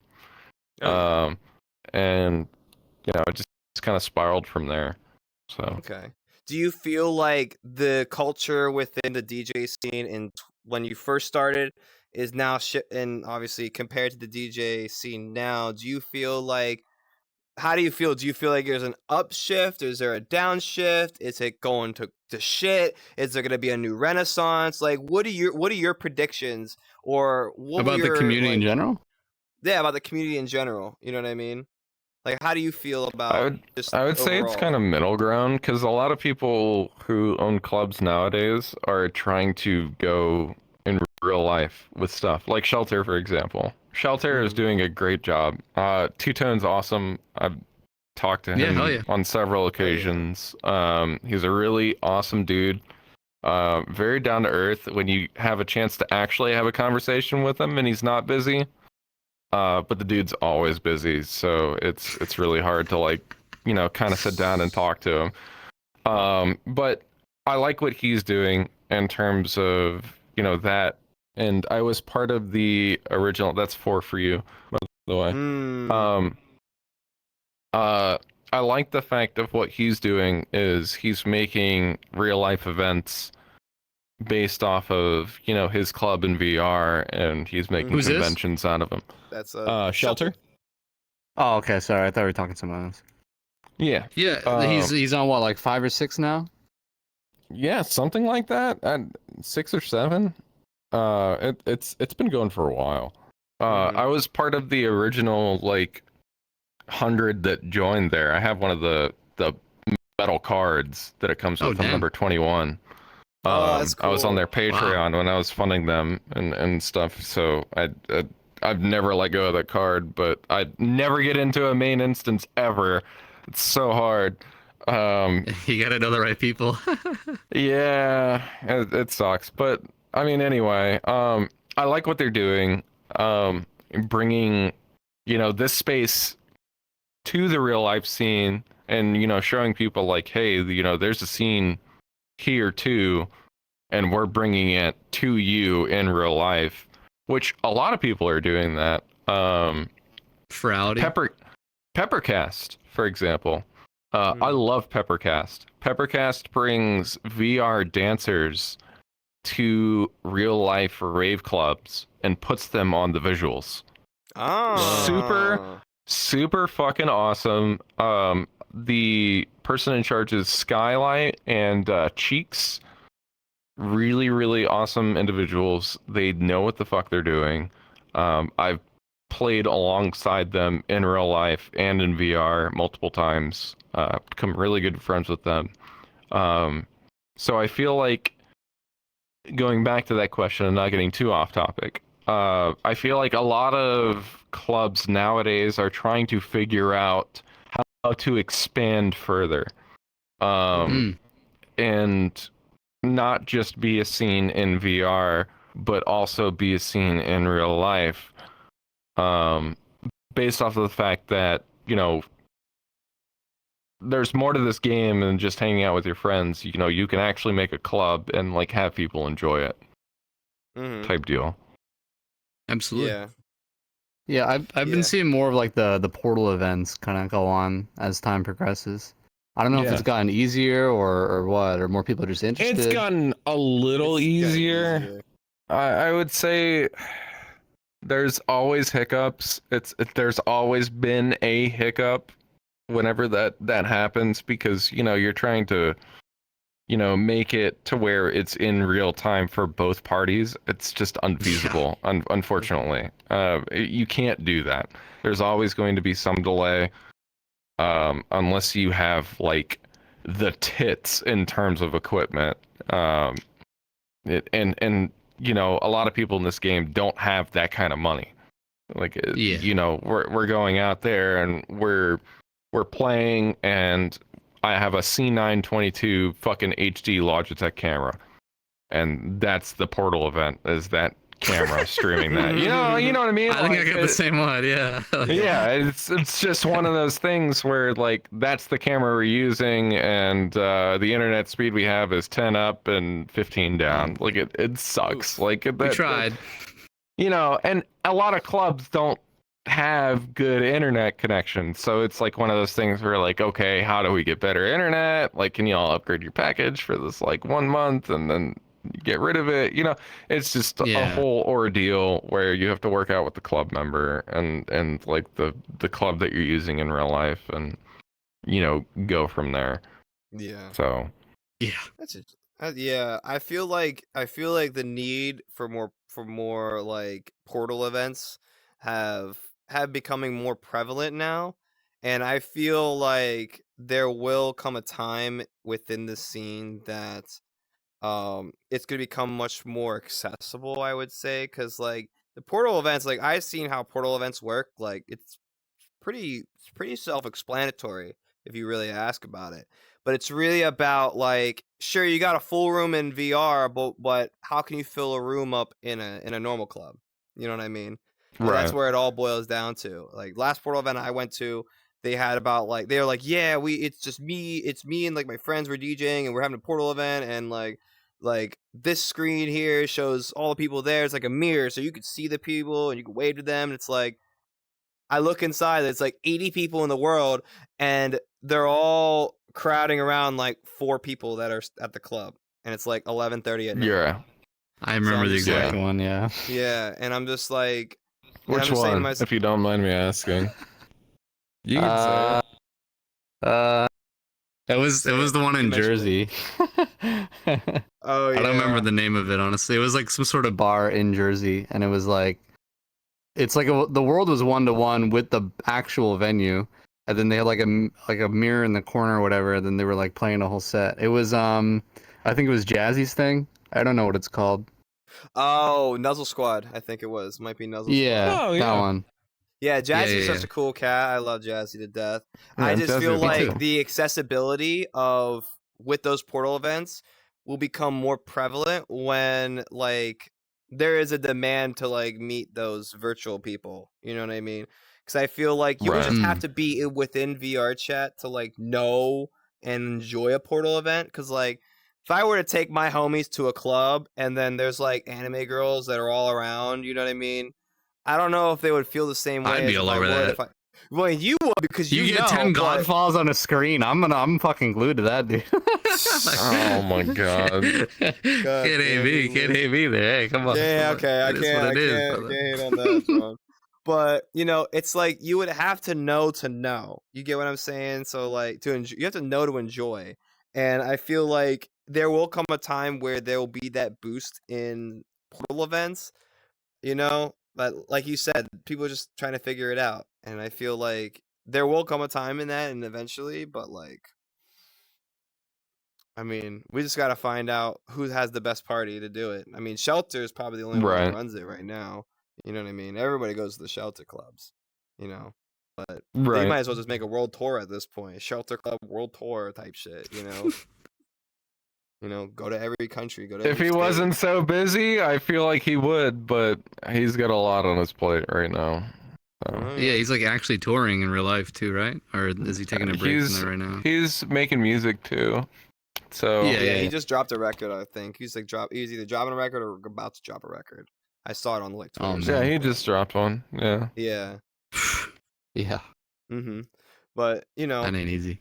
with that being said, like what I really wanted to ask more is like, you know, with this going back to like the shift is it more of an upward shift, downward shift, is because we start, you know, with me and Wick, we run the virtual reality rap scene. Like we're the only guys that run the VRChat rap scene, and I feel like, you know, with the EDM scene and the VRChat rap scene, do you feel like clubs like communities like those would be able to coexist? I want them to be, but I feel like I want to get a true opinion from like a real VRChat DJ. Like I don't know if you know much about the rap scene in VRChat. You know what I mean? But Probably like slim to none. Very little. very little. It's just hard because they're two completely different animals. Like in terms of music, like I don't have anything against rap. Like I love rap. God damn it. Six. 6, 7. Yeah, I don't have anything against rap. I actually like rap every now and then. Eminem. Sorry. I like Eminem. I was afraid you'd say Joyner Lucas. Oh my god. Who the fuck is that? Keep it that way. Thank God. Okay, cool. Thank God. Yeah, I just feel like they're two entirely different entities. Now could I see them coexisting in the future? Yeah, probably, but at the same time, people who go to EDM events want to hear EDM. They don't want to hear rap. So it's like one of those, you know, situations where, hey, we want to introduce rap into the EDM scene. How do I do that? And my rebuttal would be like, oh, you could do like some grime, like UK grime. UK grime has a really good example of doing that. They add rap into the 140 that they do, and then it's like that's the thing. It's EDM and rap meeting together. But rap in comparison to EDM is just so vastly different that, you know, it's not going to scratch the itch of the ear that people want to hear at that moment in time. And, you know, there's a time and place for it type deal. Yeah. Absolutely. I love rap. Don't get me wrong. Like, I listen to rap on almost a daily basis, but it's just like one of those things where if like I don't want to hear it, I don't want to hear it. I just want to listen to like, you know, progressive rock or, you know, metal. I need my wubs. It's all about vibe. See, that's a funny thing. I don't listen to EDM on a normal basis. I try not to. Really? You're gonna get burnt out if you think? No. It's there's a time and place for it. Like normally I listen to jazz. Oh hell yeah. Yeah, like New Orleans style jazz or like classical music. Interesting. So I like that. Never such an unexpected genre to be coming out of. Like, you know, I would expect like, you know, at least like have like good taste normal with the music with your stuff, but like you listen to jazz, I'm like, I wonder what other musical talents that you hold that you're not telling us right now. That's the funny thing though, right? Is like jazz music has such a weird like hold on people because it's mostly impromptu. Like they go off the flow and they build off of it, which is why I like it. It's because it's never the same, and it also has a really nice like fucking snappy beat, and you know Midtempo has that too. It's like a walking snappy beat, you know, 90 to 100 BPM. It's just you're just snapping your fingers while, you know, taking a casual walk. So I feel like that's why I'm a little bit more biased towards it in a sense, but yeah. I feel you. Because like what I would always want to have for like the introduction of the VRChat rap scene is to like ask the DJ community, like the ones that like, you know, make their own remixes or like do pretty good mashups and shit like that on the fly, or made in like their DAW and shit like that, to like look at the community and be like, you know, Throw on a Gensokyo remix. You know what I mean? I would fucking throw down hearing fucking IS Stacks on a fucking on a trap build up, and it's just like something crazy, and then the bass just drops like fucking insane. I'll lose my mind. You know what I mean? Like I've heard of like a cat melt set before, and they incorporate a lot of rap music into their stuff. Like they were playing like Yeet with exactly what you just described. You know, it was like the build up, the drop, whatever. It was just that, but with the Yeet in the background. Like you could absolutely do that with IS Stacks or someone else. Yeah. I mean, how open are you when it comes to like collaboration with artists outside of your genre, so to speak? I mean, I've done it before. Kindred, for example, he's never made mid-tempo, ever, but he reached out to me and he was like, "Hey, could you build off of this?" And it was his first like mid-tempo-ish track. And he gave you like a loop? No, he gave me like a minute and 30 seconds of like shit that he just made, and I was like, what the fuck? And I just kind of finished it in like a week and sent it over to him, and he put it on his album. And it was, honestly, it's one of my favorite tracks that I've ever made, like with someone, to this day. And he normally makes electro house or like prog house. And he's never delved into that like mid-tempo territory, like ever. And the one time you guys experimented on that, and now it's your favorite, you're gonna say? I mean, that's crazy how it turns out. It's one of my favorites. My top favorite that I've actually made was by myself, and I still don't know how the fuck I made it. Was Cyberexdesiast. I don't know how I created that. I don't know what kind of mood I was in. You're in the flow state. You're like, ooh.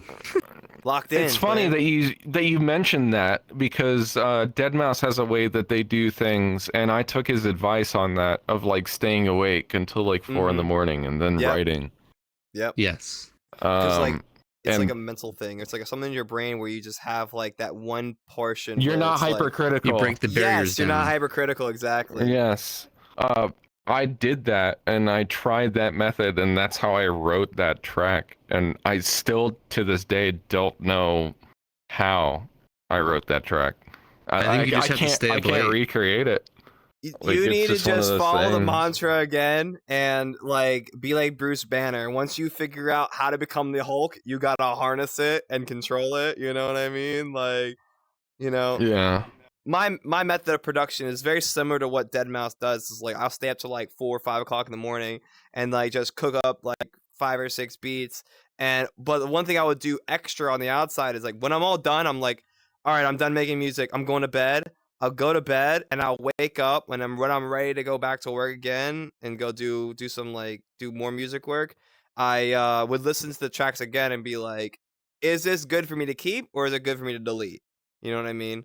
Right. And if I don't like it, it's going into the not the recycling bin, but like it's going to my my Abyss folder. It's like a folder where it's just back burner stuff. I'll get to it when I need to.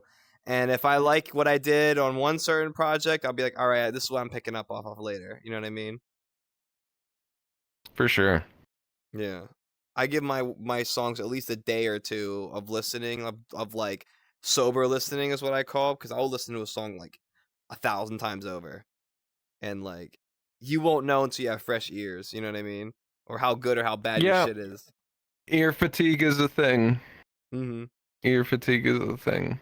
That's what I've been trying to tell this guy. I was like, bro, like, you can't be writing 16, 17 songs in like one sitting, bro. Like, or at least try on everything, like bro would lock 3 in. 3 to 4 hours.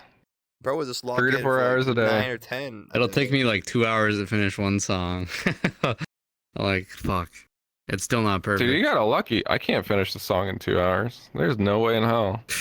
These rappers, they do songs in 10 minutes, and I get pissed off because like it's not just like the mainstream people. It's like some people just hop in that flow state, where they've been up or they're smoking on something, and then they're just like, yeah, here's a song, boom, all right, yeah, it's my best hit ever. It's like, well, what the fuck? Like, but that also brings back to the point of you comparing yourself to other people. That is also true, but it's true. I don't know. Because like you're not gonna be like, I don't know. I'm so horrible. I'm more of a quantity over quality kind of person, because someone else listening to what I make, they're gonna choose what they like. So why am I I'm different about that. I'm quality over quantity. Okay. So I don't shit out like music on a day by day basis. Like I can't do that. It's like one of those things where if like I don't feel like this is a track that I would normally make and I don't vibe with myself, like why would I even make it? Interesting. How often do you make music? I'm gonna be very honest. It takes me like 2 months to write a track. Oh my goodness. Wow. Yeah. Wow. It takes me a long time because I'm very hypercritical of myself in general. And then 2, I'm also writing a story of what I was feeling at that time. So do you convey that a lot with lyrics? Like I can't imagine so, but I'm not an expert by any means. Or do you just convey this in like one ups of my and downs? tracks is named Conveyance. It's a really awesome track, and it's about, just like cutting out the bullshit and just like being yourself. You should totally listen to it. It has lyrics in it. It's very soulful lyrics. It's very, I don't know. I'm horrible with like verbiage. It's good. It's like one of those tracks where I was like very proud to like put out, and I'm not like that with most tracks. Sometimes I'm like, maybe I can sit on this and maybe add more to it. But this one I was like, yeah, no, it's done. I'm like submitting this and putting it out there. Good. I'm glad you're confident with that. Yeah. That's good. That's what's up. I can't imagine spending 2 months on a song and be like, wow, this is just awful. I wrote Conveyance in like 3 weeks. That was the fastest I've wrote a track. So. Wow. This is wow. crazy. Yeah, back when I used to make EDM too, man, my projects would be like 20 to 30 like track channels, like on the playlist it's like fucking stacked with automation. Oh my god, you don't want to know how many mine are. And shit, Just one a fucking song, mess. one big room house song would take me at least 25 days to make one. Like if I was heavily locked in, I'm talking like every day because like I had to do the sound design, I had to do the beat work, find the samples, and then reference all of those. Like every sound that I made back in the day was like either a heavily modified preset or original sound design. Like I'm sure you do sound design on your stuff too, so you can understand exactly. So I modify presets. But yeah, that's the same thing. That's the same thing.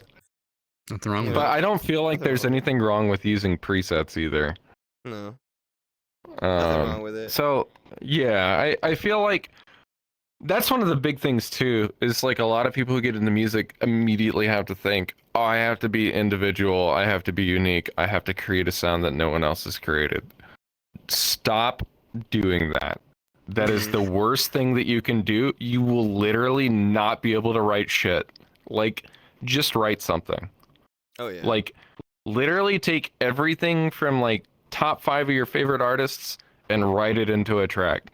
Like that is the easiest way to do it. Like meld those artists together and make it your own, and then add your own twist onto it. Like that's the way you go about doing it.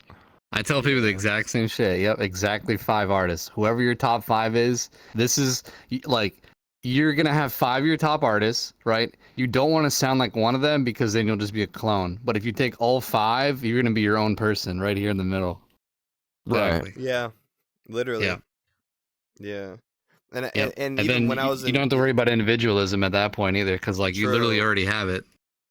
Yeah. Exactly. Yeah. I was gonna say is that like back in like 2015, 2016 DJ era, everybody was all hopped up on the I gotta have 3 distinctive sounds. Like Martin Garrix was like the biggest bull of the time, and like he had like 3 other producers make the same song as him. Like I know, like if you know us, like fuck, I forgot their names.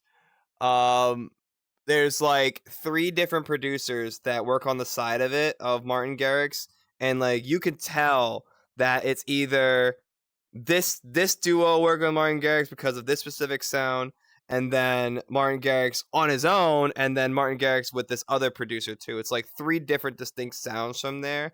And I feel like at the time when I was DJing, like everybody wanted to have like, I want to make my own sound 3 different times. And I'm just like, bro, you're killing yourself for that. You're literally killing yourself with that shit. You know, you don't got the kind of money or the fame to even ask 3 other producers to ghostwrite music for you. You know what I mean? Yeah. So I just think like sound design, if you really want to make your own song, like if you really want to make your own sound, start with sound design first before you start writing music. But other than that, there's nothing wrong with choosing a preset and modifying it. Like we all did it. I just feel like if you start with sound design, you're going to go into the endless loop of trying to create a sound that no one else has created, and you're just going to be stuck. And then you're never going to release that one track. Yeah, I mean... Yeah. It never stops. Never ends. Yeah. Dude. It never ends. Well, yeah, dude. Oh man, I really want to say like mostly with production, you know, it leads to like I would say like it teaches you more as you grow, you know what I mean? And as you learn more with making music, like you'll find your sounds that you want to use. Like those are your go-tos. Do you have like go-to sounds or go-to plugins in FL Studio, or like any plugin that you would use? I would be like, this is my go-to for Shut the fuck up. Shut the fuck up. No. No, I actually don't. Really? I actually don't. There's a different thing I use for every fucking song I make.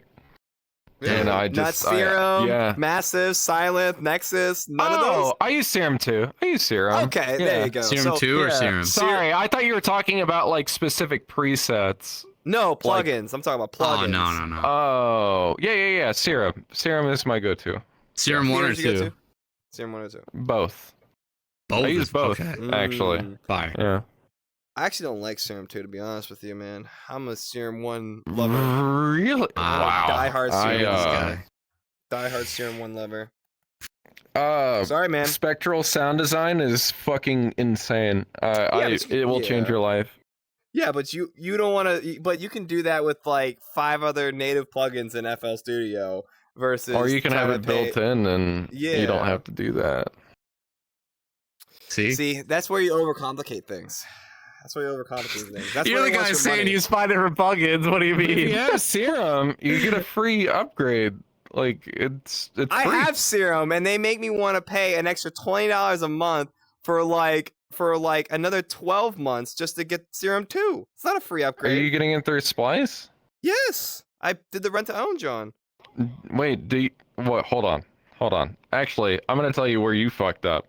When you own Serum through Splice, because I did the same thing, they give you your master code, and then you put it on Xfer's website, and then they give you a free upgrade. Oh, that's what I didn't do. Let's go on to Xfer. Hope they still can do that. Now you cannot be a Serum 2 hater. No, I'm probably gonna be a Serum 2 hater, but you know, I'll dive in there. No, I'm just kidding. I'll just dive in. You know, I'll just check it out. If I can get it for free, fuck yeah, I'll get it for free. But it's crazy what you can do with it, because they added a second oscillator, and then they also added where you can use a sample and like just drop any sample in and just fucking change it. It's really cool.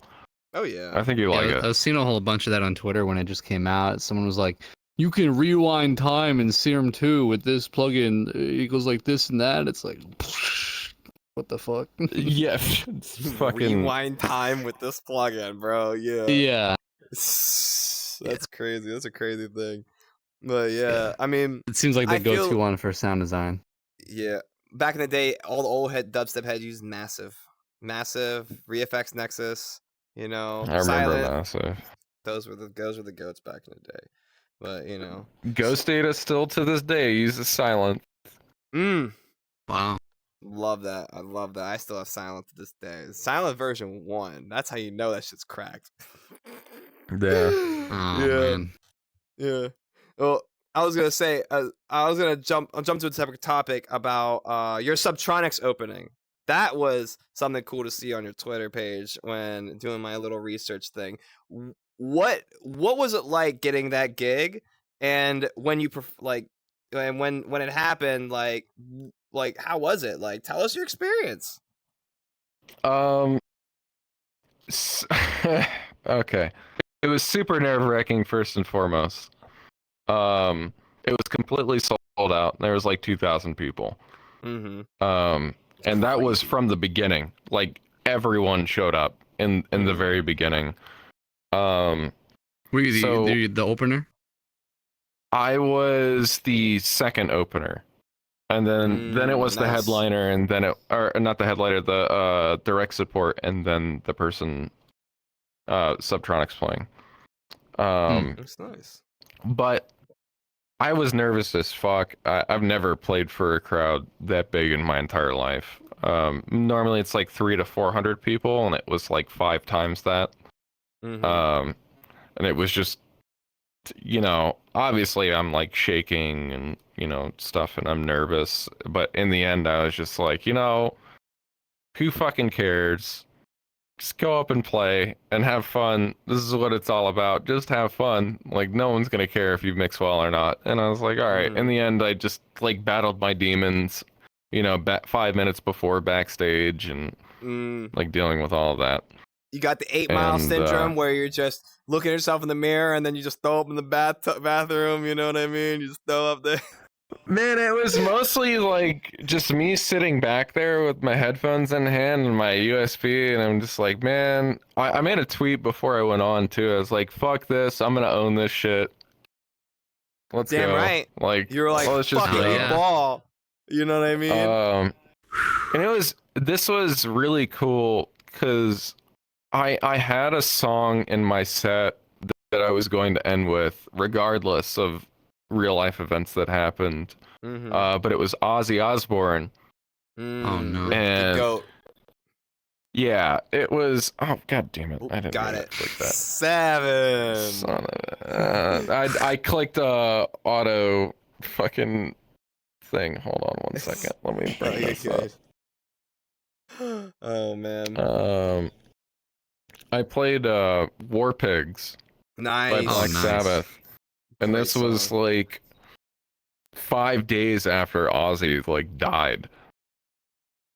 And you know, I didn't expect, you know, Ozzy to die, but I was going to play that song regardless. And you know, when I found out that he died like 3 days before my set, I was like, fuck, you know, this is gonna hit, you know, really hard if I play this track.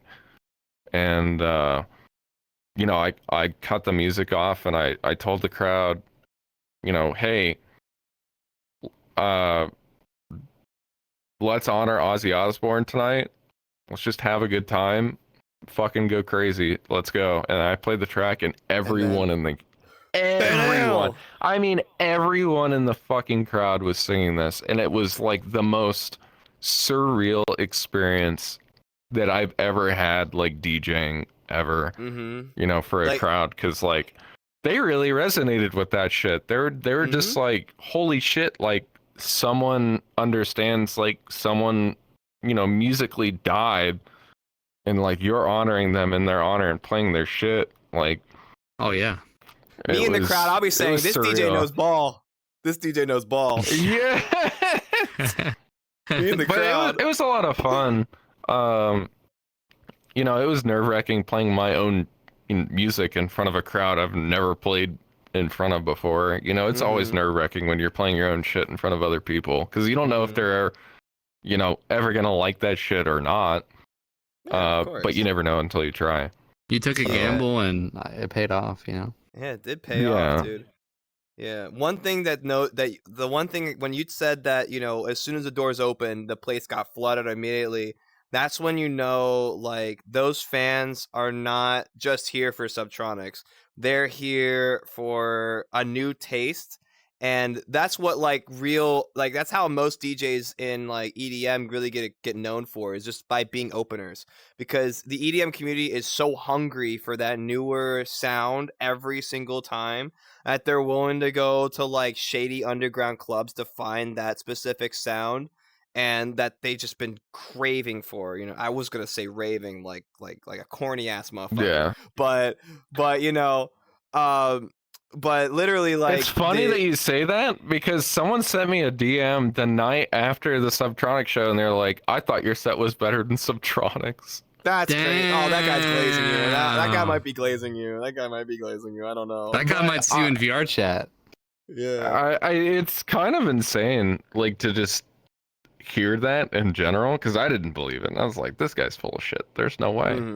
Like, but apparently, yeah, he liked my set better than Subtronics, and I played a show 2 nights later in Houston again, an IRL venue with Ghost Data, and he showed up for that, and he's like, yeah, I invited 6 of my homies to come hear your set. Oh, so you got a fan. You don't got just a homie, you got a fan now. And they brought their friends with you? Yep. Yeah. Hell yeah. Like, looks like you got something rolling, you know what I'm saying? Like, do that 10 more times and you have your own fan base. No, exactly. You know what I mean?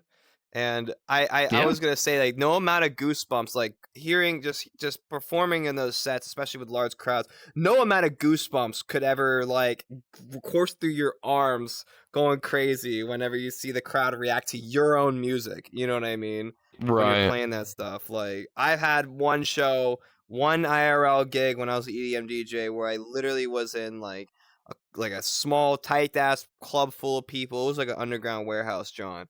And shout out to Warehouse on Watts. And literally, it was just so packed. And the one day I played my music, literally, like, like, goosebumps were just so harsh that my hair was just sticking like straight up, like crazy. And then everyone going crazy with my DJ sets, and like, you know, as a producer, you really kind of feel like, wow, like, I'm actually making a difference with the music that I make to other people. You know what I mean? Do you ever have that same feeling sometimes? Right. Yeah. Yeah, 1000%. I had someone that, when I made my first track, reach out to me and was like, "Oh my god, this track is amazing. Like, thank you for making it." And I made a music video about it. Oh, wow. They actually did. They danced in VR and, like, sent it to me on Twitter, and they're just like, "I hope this is okay to do this." And I was like, "What the fuck? Of course it's okay. Like, that's awesome. I'm glad you liked it, and I'm, you know, that gives me, you know, more drive to, like, make more shit." You know? I can't imagine. Yeah, so... you put out a song, you spend 2 months making it, and some guy was like, "Dude, I love this song so much. Here's like an animation for it, or you know, like, here's me dancing to it, or whatever the music video was." See, that's funny as shit, because, like, that's how this happened. Like, my mask and stuff. I'm gonna get judged super hard, but I made a concept with AI. One concept, and that was it. And I spent like 100 hours trying to get the concept together, of, like, trying to get this shit, you know, what I wanted it to look like. But very intricate. It was then where I hired an actual artist and an actual VR modeler and sculptor to make this in VR, and in, like, my art to make it my branding. And, like, went from there and did that. I only did one AI photo, and that was all I did, and then I built off of that. Yeah. But 90% of the people who have, worked on this shit was majority of the time free. Oh yeah. Wow. Like they're just like, yeah, I like this idea you have. This is fucking cool. Like, let me work on this. Like I had a buddy of mine, Dayhawk, shout out Dayhawk, made me an entire visual pack of my mask in Blender for the Subtronics show. Oh my god, dude, Oh, that must wow. be so cool. Like he made all of that shit from scratch. I gave him the FBX file and he made all of them like super high quality, like 4K resolution. Didn't ask him to do homie. it at all. What a goat, dude. And he just fucking did it. Like what a fucking awesome person. Like I met him randomly one night in the VR club scene and he was just like we've been friends ever since. Like That's it's just actually like so one of sweet. those things. Like I didn't pay him shit. He just did it out of his own free will. So it was, one of those things where like, yeah, people will just help you on your way to do shit. Even if you If don't they fuck ask. with the vision, yeah. Yeah. So like I've had this vision in the back of my head, for the past 4 years. I've gone through some name changes, obviously, but my SEO is really good.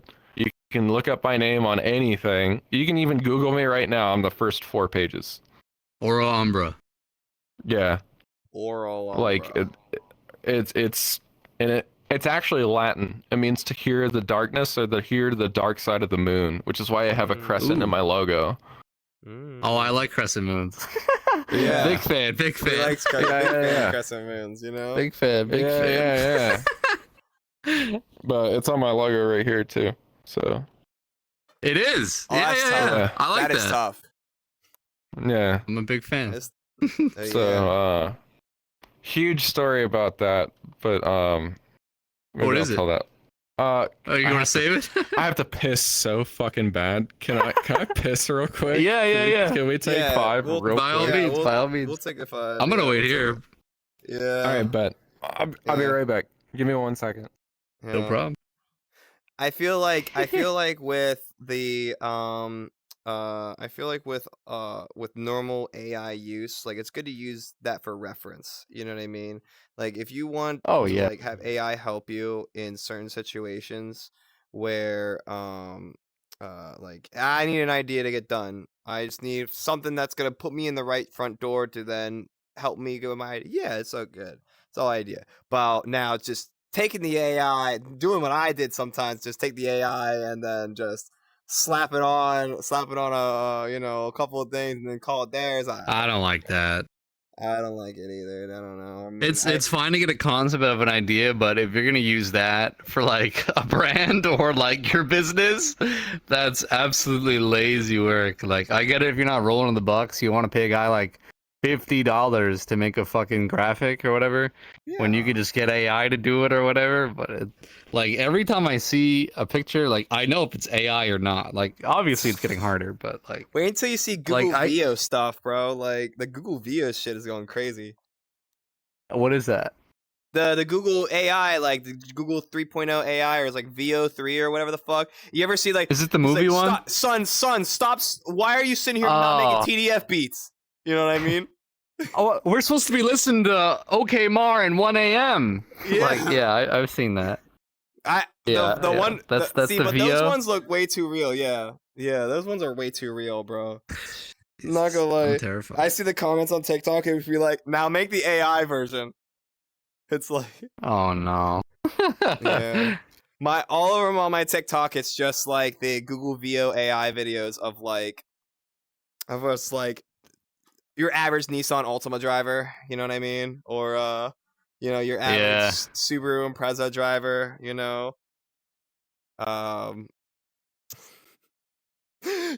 I feel like it's like that, you know what I mean? But I do want to ask him when he gets back here about this, about just overall like his work and stuff like that, is because like We're about we didn't ask that yet. 2:41. We didn't ask that. Yeah, we didn't ask that at all. Dude, honestly, I've been looking at him for like a hot minute, right? Like while we were in this interview, and I didn't realize that he had a face that wasn't like part of his mask, like by his neck for like an hour and a half. So like he's got a face. It looks kind of like a pug almost. It's and like then a pug. like every time he talks, the vents near his neck open up, and so I thought that was like his mouth. So I didn't register that like he has his mouth on his face where a mouth would be normally. Where's my fucking? Like, There's my. Like I thought it was some other shit. I was Yeah, like, what the I know fuck? what you mean. Like Oh, optical God, illusion. I had to like physically walk over to my camera. Like fuck, damn. Yeah. I had to physically walk over to my. I wouldn't things. move it because A-Firm's like asleep or something. So I think he is, I don't dude. know. I don't know. I'm gonna go give him a call. Yeah. I'm gonna give him a call. Not now. No. No, I'm just gonna call him on his phone number. He gave me his phone number. Oh really? That's sweet. Yeah. Well. Hey jackass, make sure to hit end recording so it's not 80 gigs. Yeah, literally, bro. Lol. Literally. I think our cameraman fell asleep. So we're like, I was told he was Oh, up no. at like 6 in the morning earlier. So yeah, he was up at 6. That's More than that's how 12 I told hours him about past this that. interview, bro.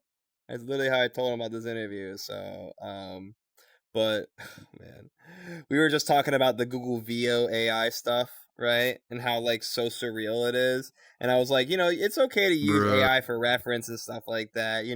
Like how you did with your mask and stuff like that. It's always good to have like references and stuff like that. But like, Yeah. slapping AI and calling it yours is just like it's such a low blow. Yeah. yeah, I agree with that. So I'm a big fan of paintings, so I'll never get a fucking AI art of a painting. Like, you know what I mean? yeah, I feel But ya. it's an ends to a mean. It's whatever. It's just a tool yeah. for now. Let me give our cameraman a call so that he's doing good. I'm gonna mute for like 5 seconds. Do you want to ask him about Yeah. what we talked about earlier? No, I'll wait for you to come back. I'll ask him some Yeah. other shit. Go ahead. All right, yeah. So when I was looking at your mask, I literally, like, you've been here for a hot minute for like an hour and a half in. I thought like the mouth was the nose, and like where you talk, it like opens up the oxygen thing. Oh yeah. I thought that was like the mouth. I was like, oh sure, whatever. Like my eyes just didn't register. I was like, Oh shit. it's cool though. I like it a lot. Yeah. Poison is a creator on VRChat. Yeah, I know. I actually commissioned him to make this. That's He wonderful. made the mask for me. From the design, right? Yeah. He had a lot of head banging against the desk to make it work, but I appreciate all the work that he's done. I still call him Shout out a him. piece of shit because I love him to death, but he's a cool dude. Even though he never hangs out with me. Yeah, fuck you. So Poison. sad. I hope you so hear sad. it too. He should come back on. Yeah, we need more. He gets on VR, but he doesn't hang out with anyone. It's kind of lame. How does that work? Does he just hop in a private and he's like, "Yo, He I'm just working keeps on hopping. avatars." No, he just keeps hopping. He's one of I those. get that. He hops around. Well, that's a why I lot. go to B Club. Fair. Yeah. Oh, now I got me. Hello. I was Uh-oh. curious. Got me. Like, did you want to shout out any clubs in particular, current, past, or present, or future? I guess. Well, I guess you want to know the future ones. The future. Yeah. Any Got future future plans to make foresight. your own club? The Umbra Club. Only dark lights allowed.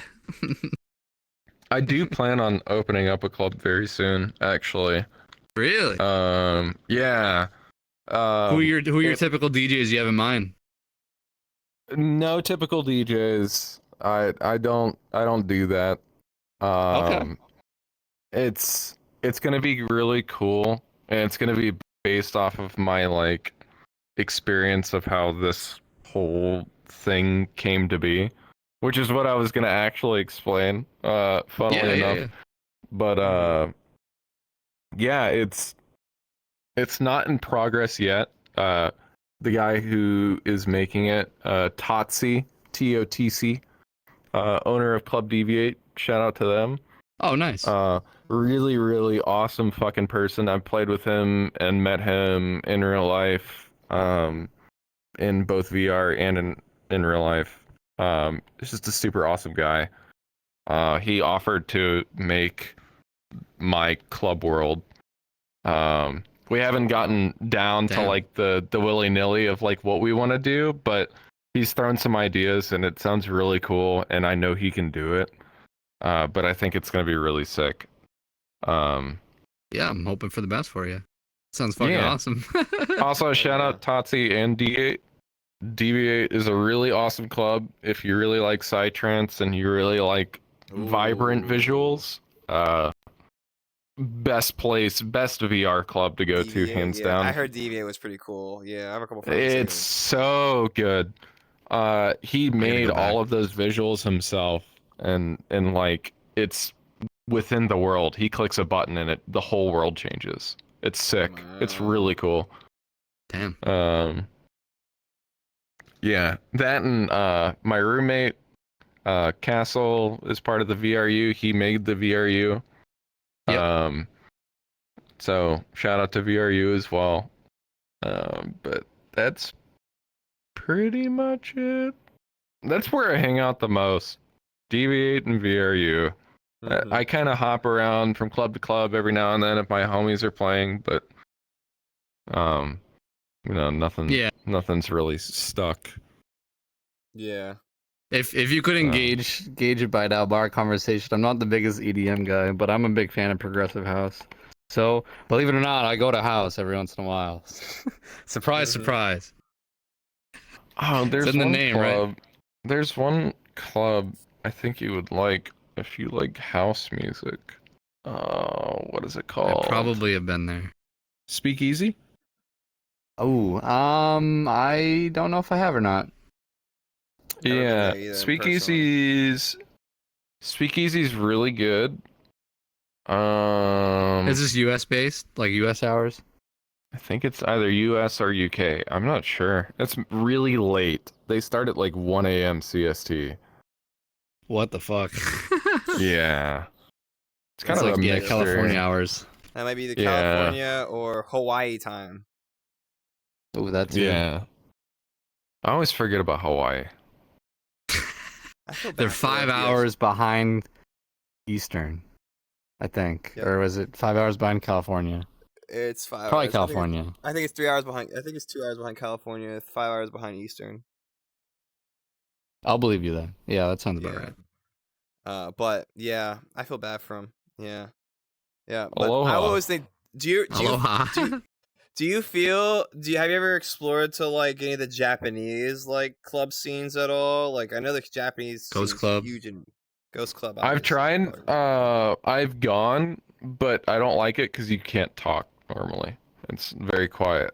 They have like a strict set of rules, and you have to have certain height. Ghost Club, for example, my friend's gotten kicked from there for being too tall.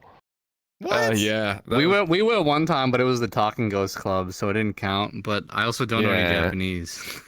Yeah, they're pretty strict on like, don't talk when the DJ's playing, just vibe out, have a good time. But they also have like height restrictions. I think this was in place before height restrictions were a thing, like in Worlds. Yeah. Because normally it was like, you can just join and be however tall you want, but now they set height restrictions whenever you join a world, just like, hey, you have to be like 1 meter tall or it forces on you. Like you can't change it. Yeah. But this is when he got kicked, it was before they had height restrictions, and they were just like, you gotta leave, and just kicked him. Yeah. So no warning because you can't talk. Yeah. So. Yeah, I feel I feel like the Japanese scene is probably much different Because like in our scene, the Japanese scene's Yeah. way much different than how we do it in our scene. And I mean, they're appreciative of what we do. Like we get Japanese rappers come perform with us. Have you ever thought about doing collaborations with any like Japanese EDM producers, Japanese DJs kind of thing, you know?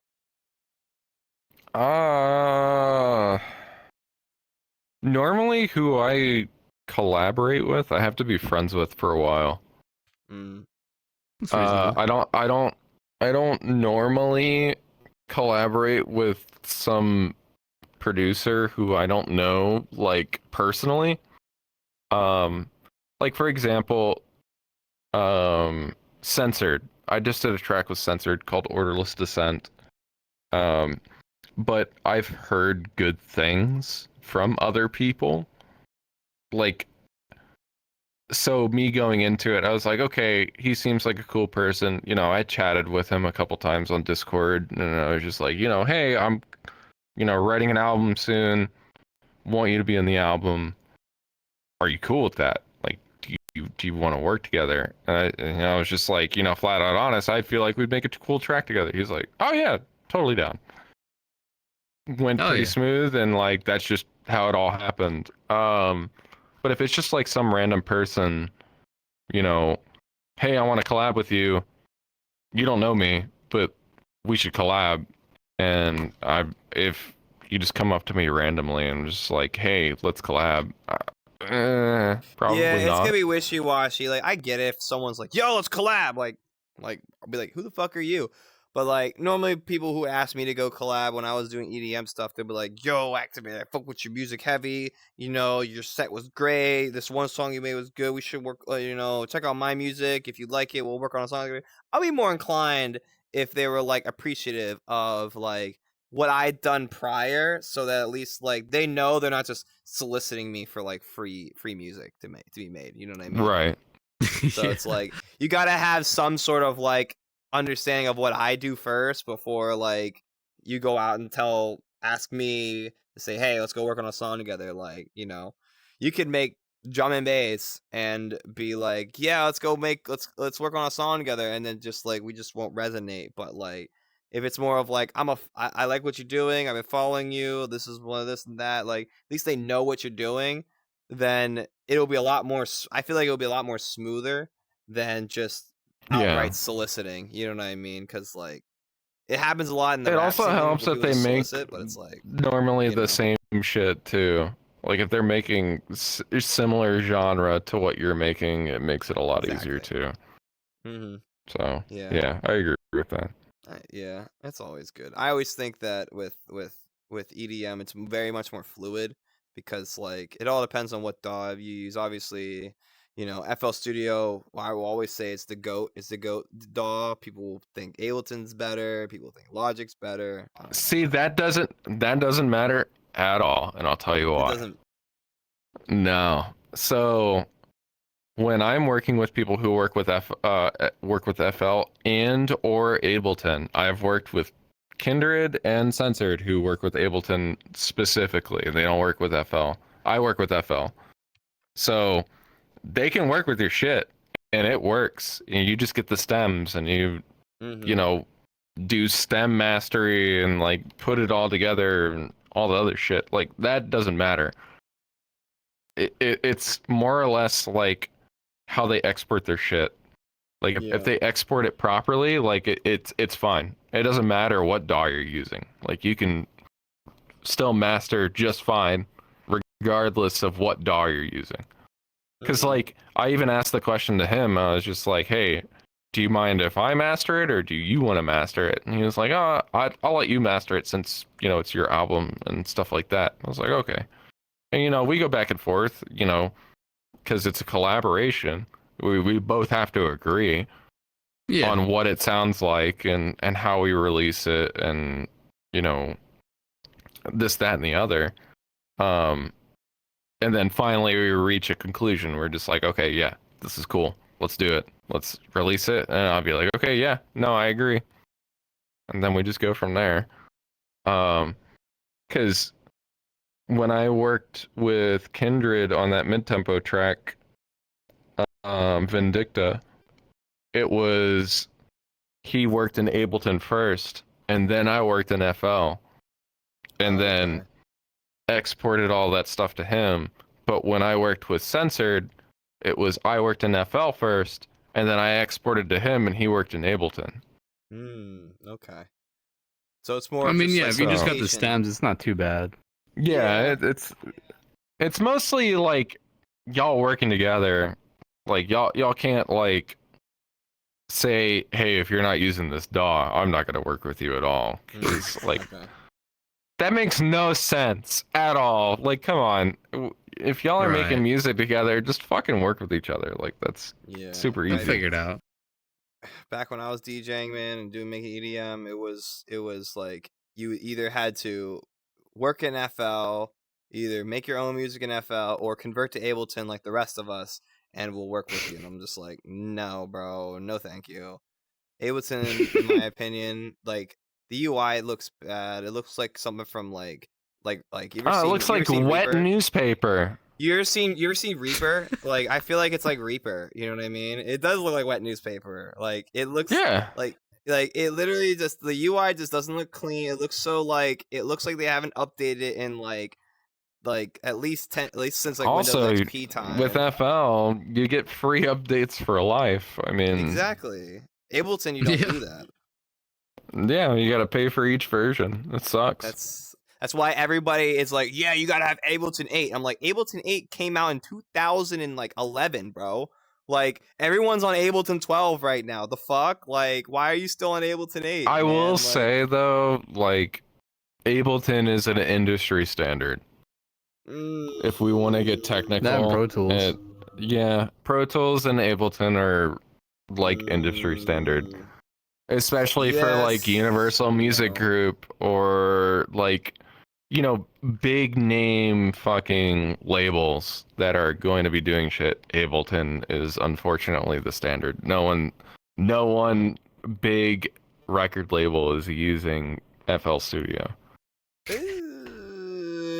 That is debatable. That is debatable because I Name know one big label that is using FL Studio. 300 Entertainment. All their producers are rap producers, and they use either FL Studio or Logic. So in EDM, name one EDM? label. EDM is crazy. Spinning yeah, Records. I don't know. Spinning Records. Most of their people. Spinning Records uses FL. They all their producers use FL. Most of them, at least. At least from what I remember. At least from what I remember back in the day, especially back in like when the Big Room House era came in, it was all FL Studio. Quintino, Back when FL sucked. No, back when FL was good. Shut up. You take that back. But like Quintino, Martin Garrix, Oliver Heldens use FL. I don't think Hardwell uses FL. I think he uses Ableton. But like a lot of like the progressive house DJs and even like some of them, they mostly, even from Spinning Records, they mostly use FL. I mean, obviously Spinning Records, they just churn fucking DJs from the Netherlands, Belgium, and wherever the fuck Dutch country that they come from. You know what I mean? All churn them out like crazy. Yeah. And they all come from the same schools, same kind of institutions and stuff like that. So it's like, it's kind of like a cycle type shit, you know what I mean? But like, right. If we're looking at like Oswala, like Skrillex's label, for example, like he uses Ableton. Right. Fucking Deadmau5 uses Reaper, I think. Deadmau5 uses Ableton. He uses Ableton. Ableton. Am I wrong? He uses Ableton. So Deadmau5. A lot of people get this confused and don't know the lore. Deadmau5 actually worked with FL to create FL. He did, yes. Back in the day. Yes, he did. He was part of the testing group of how to make it better, and started helping them create FL. Then they had like this weird falling out, where I think like contractual agreement thing that kind of ended, or something like that. And then he went to Ableton / Pro Tools because he uses both of those mostly. Yeah. I think he uses Pro Tools more because it's more live centered. Yeah, because he has all those oscillators. He has that fucking wall of oscillators in his house now. You know what I mean? Yeah. So he has to use Pro Tools because, you know, the latency is gonna be fucking god awful on Ableton. You know what I mean? Right. So, so that's interesting. yeah. and to add on to the deadmau5 FL Studio thing, if you actually downloaded FL Studio 10 when they first started doing the lifetime free updates, one of the sample projects on FL10 was a deadmau5 like fuck around type track. You know what I mean? Like it even says deadmau5 and it's just some project. It's like deep in the legacy stuff. I think it's still there, but it's like it's deep within like the legacy project files from like FL10, FL11, and it's there. And I was like, damn, I didn't know deadmau5 was a part of that shit too. And when I got into the lore when I first started doing EDM and stuff like that, I was like, damn, he actually did work at FL Studio, like, and did all this work with it. So like, you know, like deadmau5 is a huge nerd. That's why I love deadmau5. Like he's such a huge nerd with audio, huge nerd with gaming, and huge nerd with everything tech wise. Like, you know, if bro was like I went to I did his master class. You know, when he did the master class, I did it too. I signed up too, bro. You and me. I did it too. You and me both, bro. We gotta sign up to that deadmau5 master class, bro. And he was such a real one too. Like he was a real one on some of the stuff too. Like he opened my eyes a lot on that master class too. So. Oh man. I pay a whole college course just to listen to that fucking guy speak, bro, all day, bro. I don't care, bro. Yeah. Deadass. But yeah, bro. I always think, man, I'll talk for days about deadmau5, bro. He's my fucking goat, bro. He's my goat. Yeah, man, he is my goat, dude. Like, I mean, other than like Daft Punk, deadmau5 is probably the other one that I know the most. No, Daft Punk, no, never was the Daft Punk bull. You know what I mean? I was more of deadmau5. Yeah, me. I was never the Daft Punk bull because I thought because I didn't like French music until I met Madeon. Until Madeon came around. You probably heard Madeon.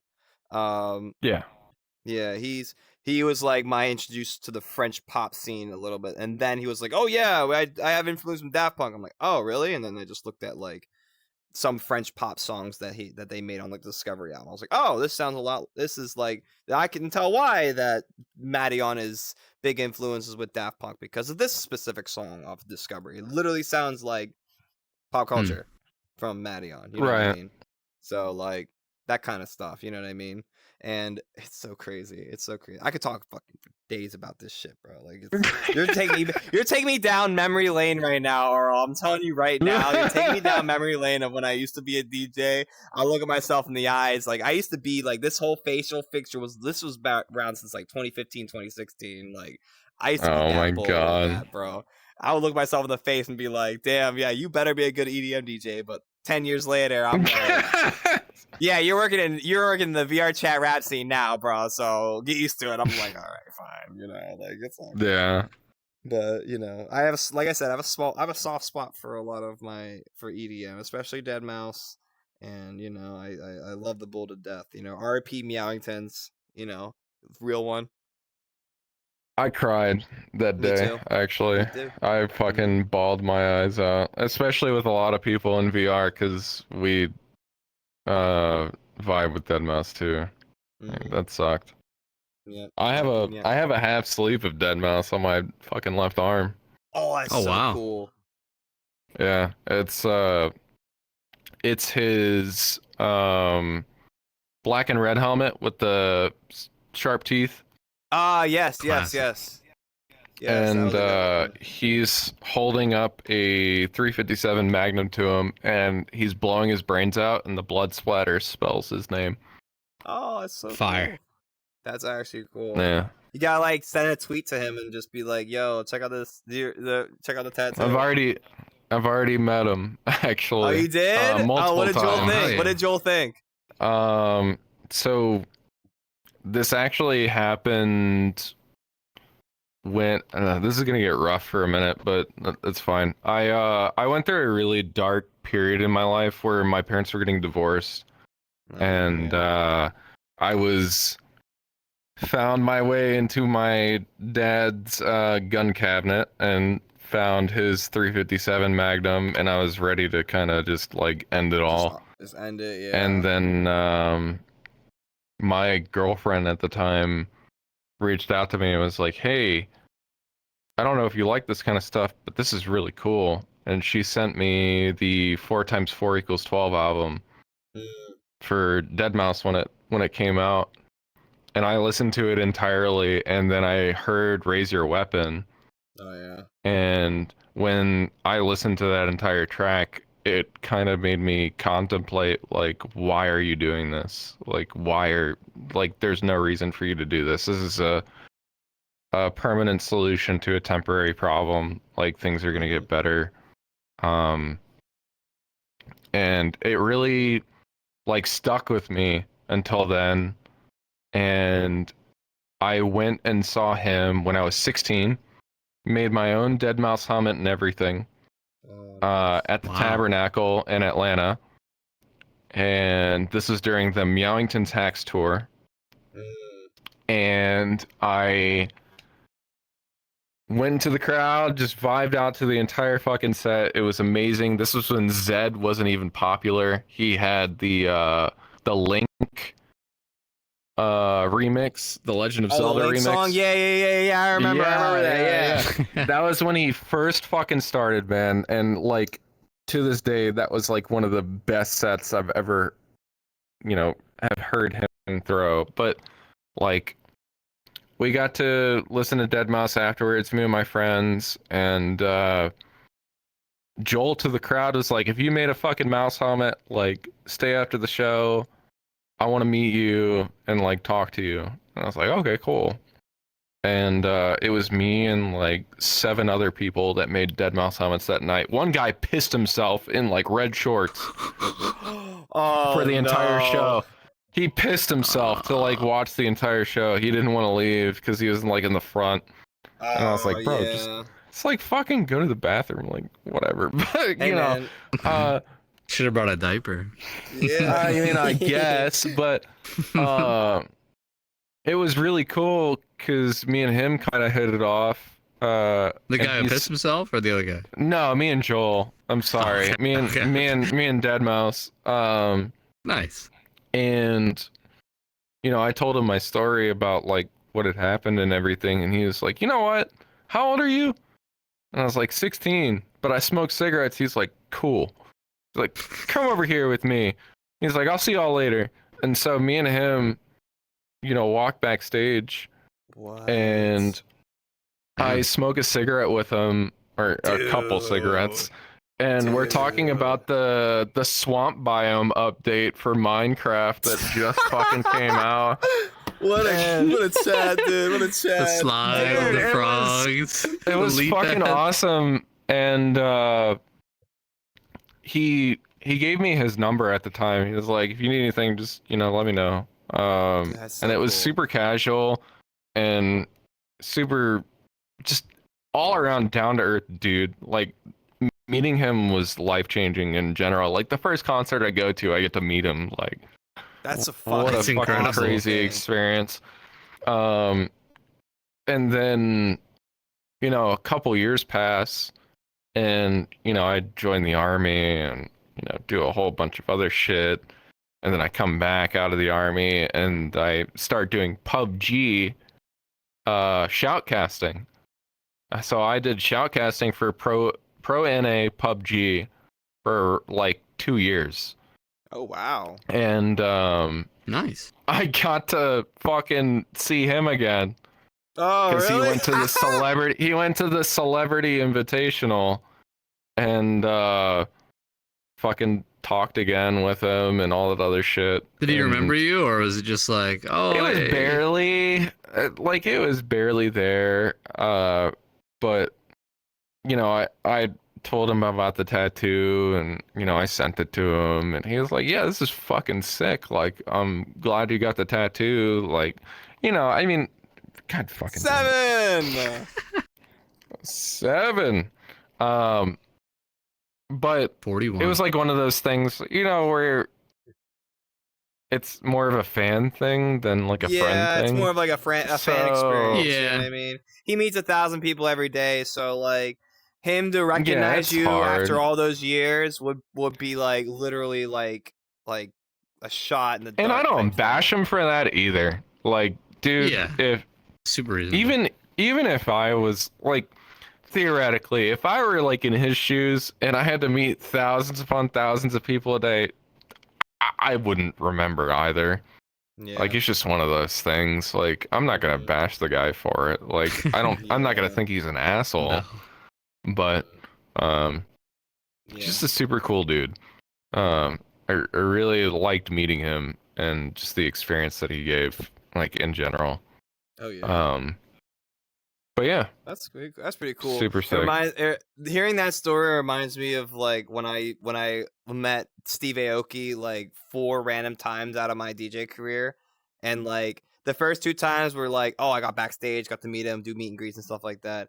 And then the third time I actually met him again was that he did like a remix contest for Boneless, that one song Boneless, and he did like this whole Guitar Center remix contest. I ended up placing 3rd out of the entire contest, and you had to make a music video. And the reason why I placed 3rd was I went to one of his like pop-up events in New York, and I was living in New York at the time, and I just like I was 16 years old, and I just crashed the whole place. You had to be like 18 to be in the building, but I went around like where the backstage is. I met his tour manager at the time, and I told him about the remix contest, and he was just like, "Oh," he was like, "Oh, you're part of that." He's like, "Oh, let me hear your song," and I played him my song, and he was like, "Hold on a second, let me do this," and then he brings over this other girl that like I guess works for the venue, and she was like, he's 16, fuck, got me, and he was like, fuck, and he's like, he's 16. Can we just let him in to meet Steve because he's a part of his remix contest? Lady was like, okay, but you got to have the security guard next to him so that because like he's just gonna be there to be out. You know what I mean? Like who knows what a 16-year-old's gonna do at a club? You know what I mean? And I stayed there, watched this whole set from like the back end of it, and I talked to like his entourage people and just vibing out. And when I met him, I told the lady here, just take a video of me just like meeting him, right? And that same video of me meeting him was in that music video. I don't even know if it's still up now to this day. Wait, really? Know. Yeah, I think it's in what that the fuck? footage. And that video alone boosted me up from like 12th place to like 3rd place because of that music video dropping with Steve Aoki. Because the winner at the time didn't have Steve Aoki in his video. It was just him jumping on a trampoline. You know what I mean? And like doing the Dim Mak pose where he just like you know what I mean? Like the jump thing he always does. You know what I mean? It was just him doing that. But I'm just like, let me take it a step further by actually meeting Steve Aoki with the whole John, like, you know what I mean? So that like bumped me up to there. And Steve Aoki, super down to earth bull, super chill, super friendly. When I met him, he was so nice. He was like, "Oh, I hope you win. You know, I'm gonna be looking for you, looking out for you, and stuff like that." And he even commented on like the website track. It just said, great meeting you, Aktiveight. You know, you have a great song. You know, I am like, you're in 3rd place for a reason. Is what stuck to me. You know what I mean? So, hell yeah. So it really kind of like inspired me more. And the 4th time I met him was just on a random one-off. Like I was working at a venue and he was there, and I was just like, oh shit! Like this is like the 4th time I met you, by the way. And he was like, wait, really? And I'm like, I don't want to get to the times when the 3 times I did, but this was like 3-4 years after. You know what I mean? He's still down to earth. Right. Man. Doesn't have the same crew anymore. I thought I was looking around to say, hey, where's your tour manager? I'm like, no, like same whole different crew and everything. Yeah. And like super down to earth. A lot of DJs are like super down to earth. Super down to earth. What I heard is the biggest dickhead though is Armin van Buuren, and I don't want to even get through all of that, bro. I heard Armin was a dickhead at the time. No clue. Yeah, but I won't get into that. I won't get into that too much though. But yeah, man.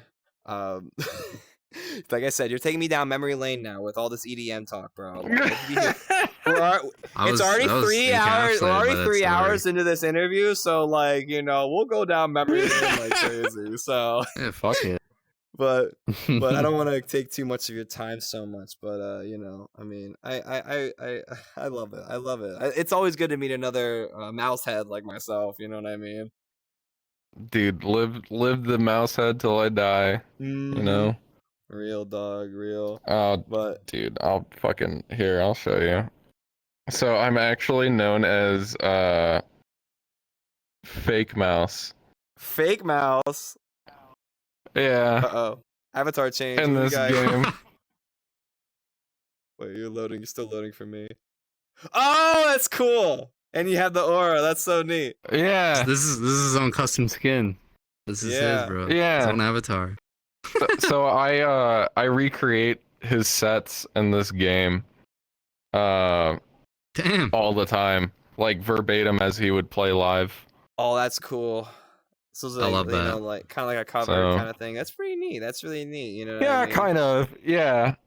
I try to imitate as best as I can as he would play in real life in here, so people can get that experience. That's what's up. That's what's up. Yeah, that's pretty good. You know, would you come back to doing fake mouse again on the 20th anniversary of Ghost and stuff? Yeah, I'd do it. Fuck yeah. Yeah, I'd do it.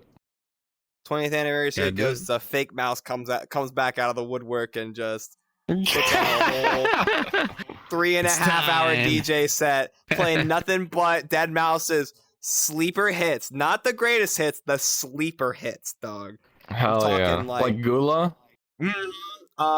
What's that one? My pet Colin Clanth or whatever.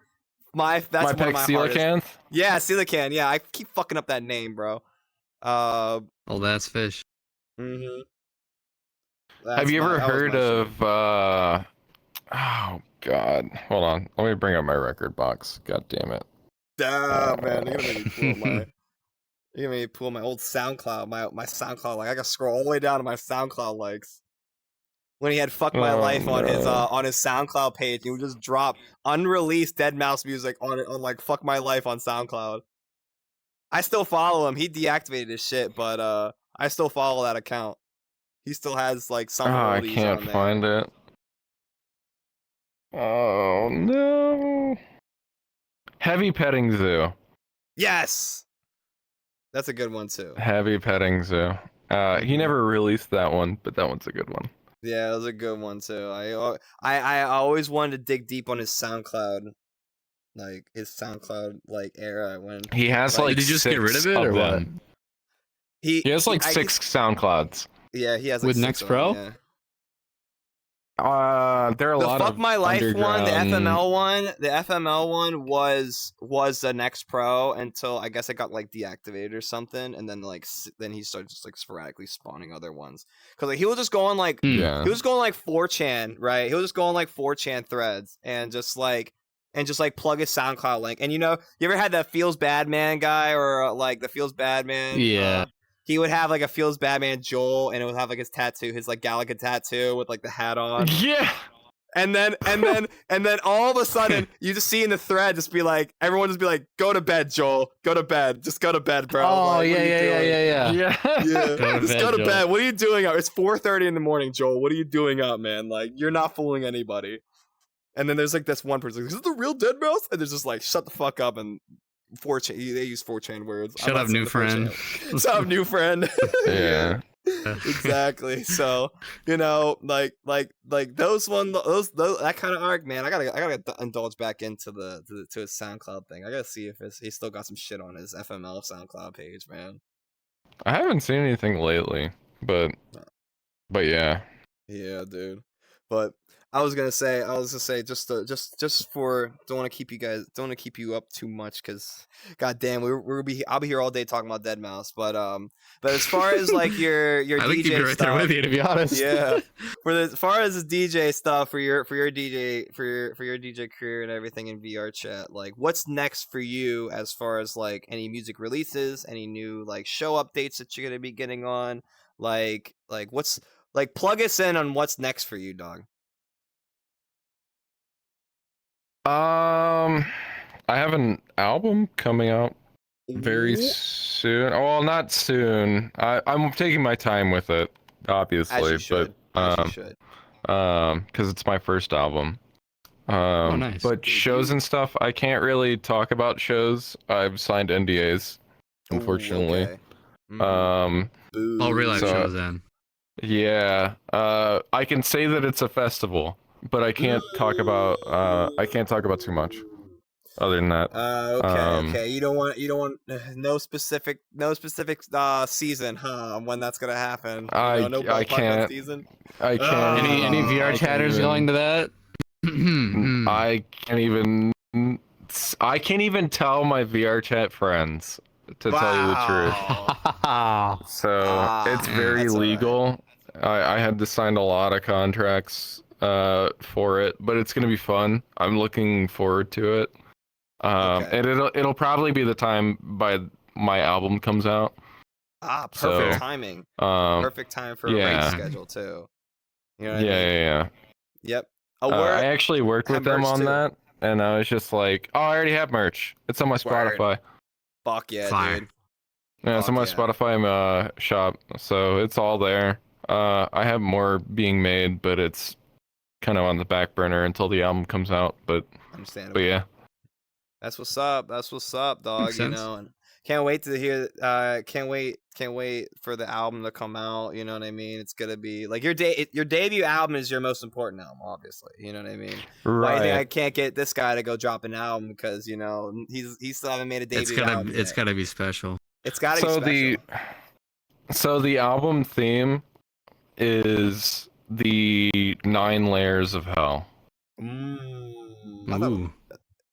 Yes, 9 layers. I was about to Okay. say, wasn't it? I thought it was 7 There's layers. 7 but sins. I thought, but 7 sins, but 9 layers of hell. There's gonna be. I gotta remember Dante's There's Inferno. technically 9. Yes. Technically, there's. but because purgatory counts as one of them, and then the That's where I'm at. yeah, a lot of people are a lot of people are out there. But yeah, it's gonna be really cool. A lot of really good artists are gonna be on it as well. So collabs. it's gonna be really sick. You gonna get Deadmau5 on it? Yeah, no. I was worth asking. That would be fucking crazy. Hey man, that's like Steph Curry shooting the basket from the moon, bro. You know what I'm saying? Anything's possible. Anything's Anything's possible. possible, bro. Shoot your shot. You know. Send Joel a tweet and be like, "Yo." Send him an email. Send him an email. Exactly. That's if his management team doesn't read it first. But yeah, regardless of that, I'm not gonna go into that. Yeah, so I got a bunch of shit planned. I was gonna explain the whole premise behind this before we left.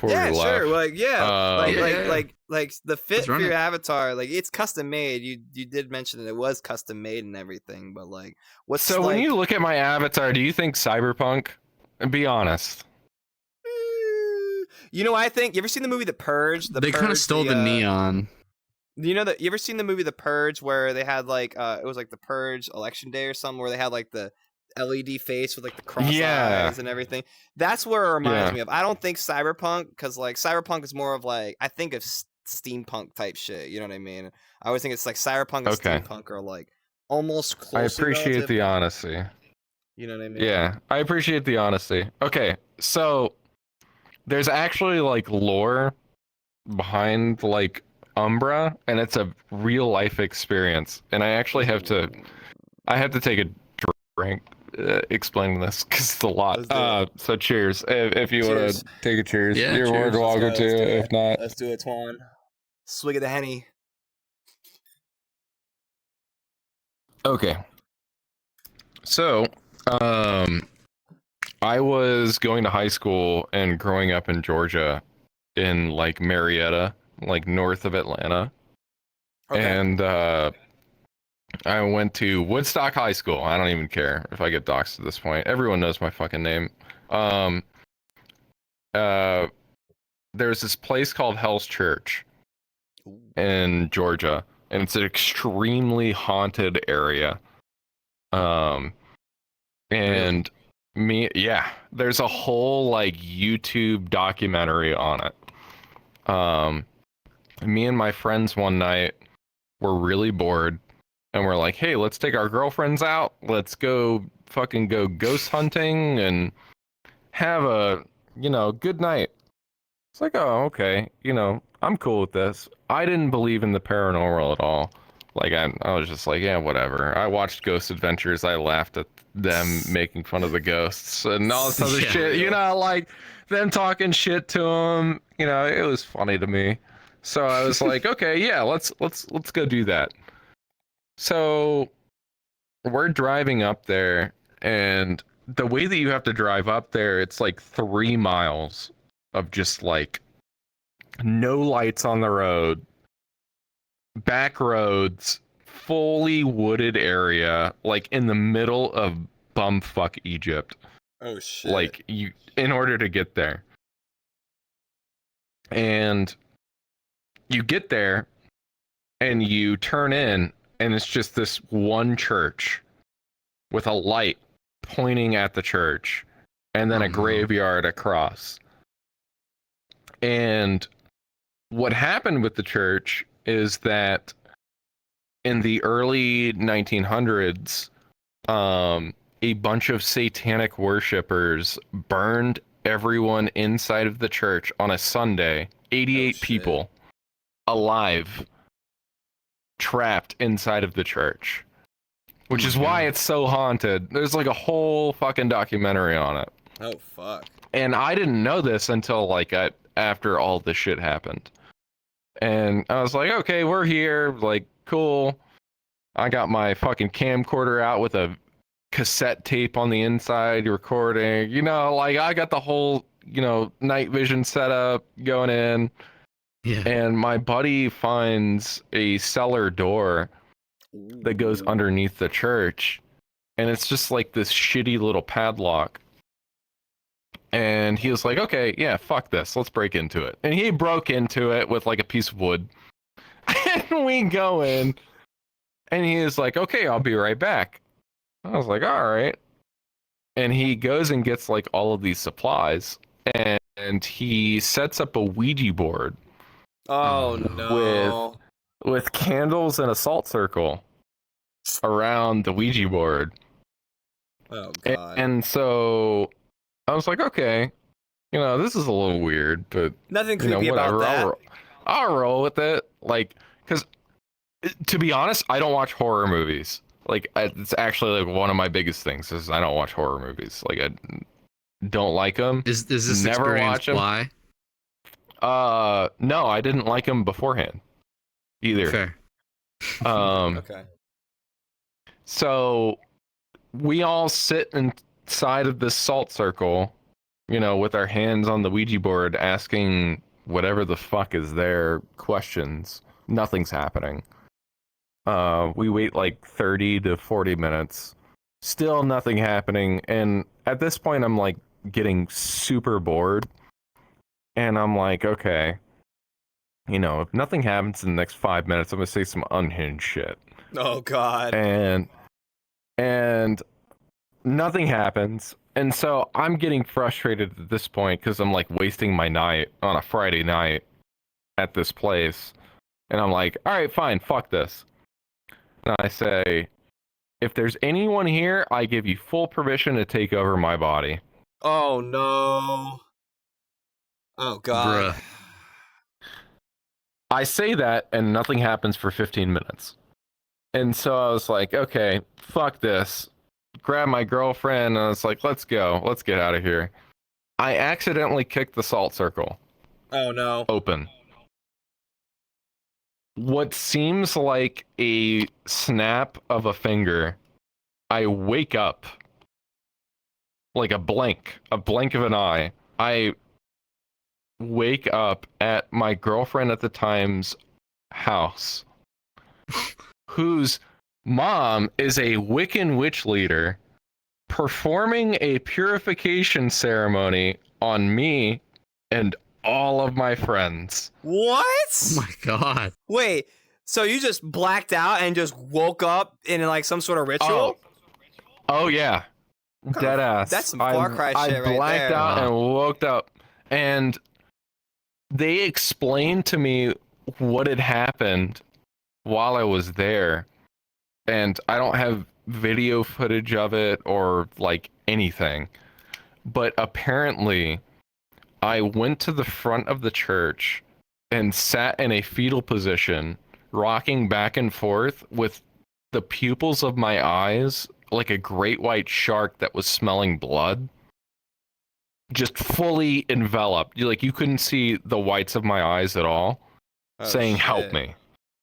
Like, for a solid 30 to 40 minutes. Oh my god. Oh my god. And when they brought me back to my girlfriend's mom's house, they saw like this black mist leaving my body. And from that day, the whole point of the story of what this is that Umbra is that demonic entity that was there at the time that has become so attached to me that it has taken form within this mask, and that whenever I put on the mask, Umbra is the one taking over. Okay. That's interesting. Damn. That's actually really interesting. I was feeling chills with that story. Yeah, like bro got possessed. You're a good storyteller. This is crazy. I mean, it like actually happened. Like, I'm not bullshitting either. Like it's a full fucking experience. Crazy. So none of your friends were harmed by any means. They all got you out of there basically. So I mean, they didn't even want to take me home. Like, what? Actually, because my girlfriend had to beg them. Well, they're like super Christian, so like anything like involving that kind of shit, they were just like, whoa. But they want to touch the Ouija board, like that's no problem. Yeah, they want to go to a abandoned church. It was very contradictive. Yeah, it was very contradictive. Like, I don't know what they were thinking, but at the same time, like, one's a priest now and the other's a cop. Here. So, it was weird. You said one of them's a cop? Yeah, one's a cop and one's a priest now. So, oh my god. Yeah. I got the one. I'm sure the one that's a priest got super fucking scared when they saw you get the exorcism on you, bro. Dude, I never. Oh, this motherfucker. I've never. We were in choir together. So. I'd never seen him like ever look at me the same way. No, like, it was weird. He's like, you're possessed. Just based off of that one. Yeah, no, I don't fuck with voodoo. I'm from New Orleans, so. Oh yeah, no, don't do that. No, hell no. No, thank you. No, thank you. Voodoo magic here, but yeah, no, he never looked at me like the same way. We never connected like ever again. It was kind of weird. Oh my god. Like, yeah, no, he took that shit super seriously too. Wow. Shit. Yeah. It doesn't even really like feel like your fault. Like, these people don't want to help you. Well, he did ask to be possessed, and then 15 minutes later kicks the salt line, and then immediately blacks out, gets possessed. Like, I mean, I get it. Yeah. Sure. But like, you're all good I don't believe now. Yeah, to be honest, like, I didn't believe in the paranormal until then. Like, until that happened, I was like, oh, that happened? Fuck. Okay. Guess I should respect, like, whatever the fuck is, like, in the great beyond or whatever. But, yeah, that was an experience, for sure. Oh, yeah. And do you feel with the Umbra, you know what I mean, that's taking that possession, do you have like, is this the imagery of the Umbra, or like does the Umbra come in a separate entity that So, you know what's funny? We've woken, like, me and my fiance have woken up to doors slamming in the middle of the night, 4 in the fucking morning, like our closet door right next to me on our bed. Just happens. I don't know. So, like, whatever the fuck that thing is, or, you know, still whatever lingers in your it body. is, still lingers. It's never gone away. You take any photographs and see anything weird in the background? No, Knock on wood. I haven't had anything like that happen. That's good. I think it'll know be fine. I know a lot of people like have that kind of shit like happen to them, but no, I haven't had anything like that. I feel like it's more of a feeds off your emotion type thing, whatever the fuck it is. Because I feel like at the time when that door slam happened, like I was very stressed out, and it was just feeding off of my stress, and just fucking decided to slam my closet door for whatever reason. Yeah. But yeah, it's some crazy shit. Like I can't really explain it or put it into like layman's terms. It just fucking happened. Like I don't have any I laugh when it's scary because it's real. It. Yeah, it's just crazy. Yeah, dude. I don't know. Well, hopefully yeah, you don't have the power to summon Umbra into the VR chat space. You know what I mean? Or you can, or have like an avatar toggle where like your whole body just shifts and becomes like the ghost of Umbra, like type shit. You know what I mean? And it's like you lose half your legs. Put in and your VFX. Yeah, and then like you're translucent and like, you know, and they're just like, watch me hit this bass drop. Oh, and then this fucking business goes crazy. Yeah. Yeah. You know, yeah. Usually I'd say like, yeah, like that kind of imagery, I mean, you know, it's like what you guys pretty unique, you know, as an artist and a DJ, you know what I mean? You know, certain like paranormal, like personal paranormal situations always are good to create like newfound imagery for like being an artist. Like even if you're a metalhead, for example, like there's people, there's like I don't even know if there's bands out there that like are known for like, oh, like we went like this guy got possessed and you know now we're just like this guy is carrying the demon child of this person, or this person was born with a satanic family, and now it's like, you know, the power of Damien, or like the son of Satan, or some shit like that. You know, it's it's making our rock even heavier, like type shit. Like, you know what I mean? So like, I feel like it's a good backstory. Like, it's a really great story to tell, to like, you know, to show like the uniqueness of you as an artist, like imagery wise. You know what I mean? Because like, there's some DJs out there that be like, oh, this is the imagery of myself, and it's just some normal dude. You know what I mean? I'm just like, okay, what's special? But like looking at you, like, and you having that backstory really kind of makes it, you know, a lot more like, you know, strong. So much more strong than just be like, I wear a mask because I don't want people to see my face. You know what I mean?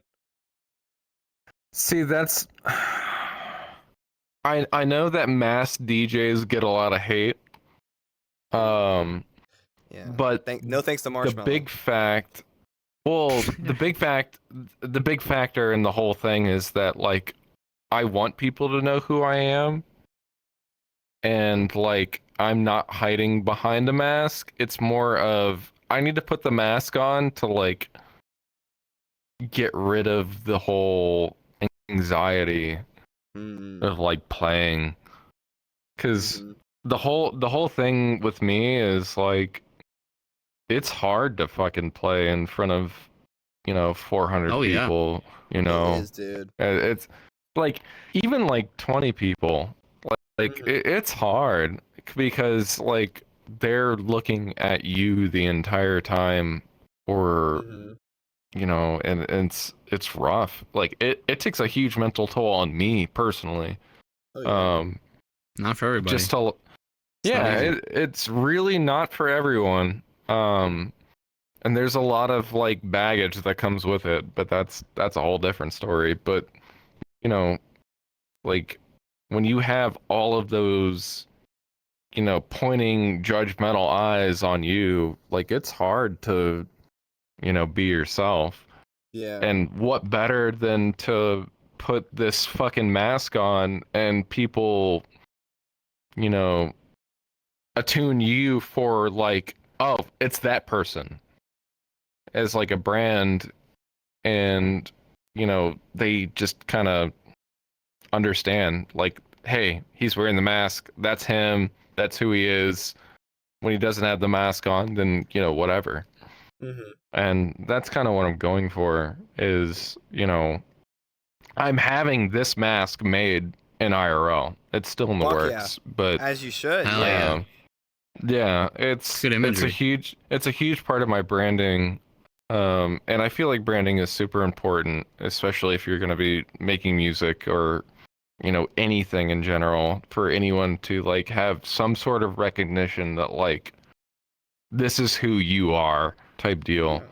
But even when I'm on stage, I have to wear like a face mask. Like it's like, I don't want people to judge me for my facial expressions I make, and you know, I'm autistic, so like I make weird facial expressions. I see. You got the locked-in face, you know. It's like same way with me when I'm DJing. I have my mouth wide open, like and like my mouth is like and it's open. hard for me to look at the crowd too. And that's the hardest part, is like looking at the crowd. Because it's daunting for sure. It is. Like looking at like 100+ people, you know, in a given place, and you're looking out at them, and you have to imagine they're naked. God, that does not. It works, but it doesn't at the same time. Like sometimes you don't want to see some people naked, and then you're just like, okay. That's gonna ruin my night. It might make the situation work if I have to imagine that person naked. You know what I mean? Like, yeah. So, but I see what you mean, because like, even for myself, when I used to DJ, like I felt like wearing the glasses for me was kind of like the thing, because like I got big buggy eyes, me personally, and I don't want people to see my big buggy eyes while I'm DJing, or I don't want them. 9. That's 10. That's 10. That's 10. But I said I have big buggy eyes. I have big buggy eyes, so when I wear these glasses, it kind of like paints 11. It paints the picture of it paints the picture of myself of like, you know, if you want to stare at my eyes, this is something to look at. You know what I mean? And like I make, like when I DJ, when I'm concentrating like hard as shit, I have my mouth open, like jaw open, like, and my tongue sticking out. Mouth breathing. You know what I mean? Mouth breathing like crazy. You know, like looks like fucking Jar Jar Binks, dude. Dude, there's photos of me at like the Philadelphia Press for like the one time I got like this DJ award and everything, and they had me DJ, and they took like the shittiest fucking picture of my entire life. It was just me with like looking down at my decks, and my mouth was like, oh, wide open.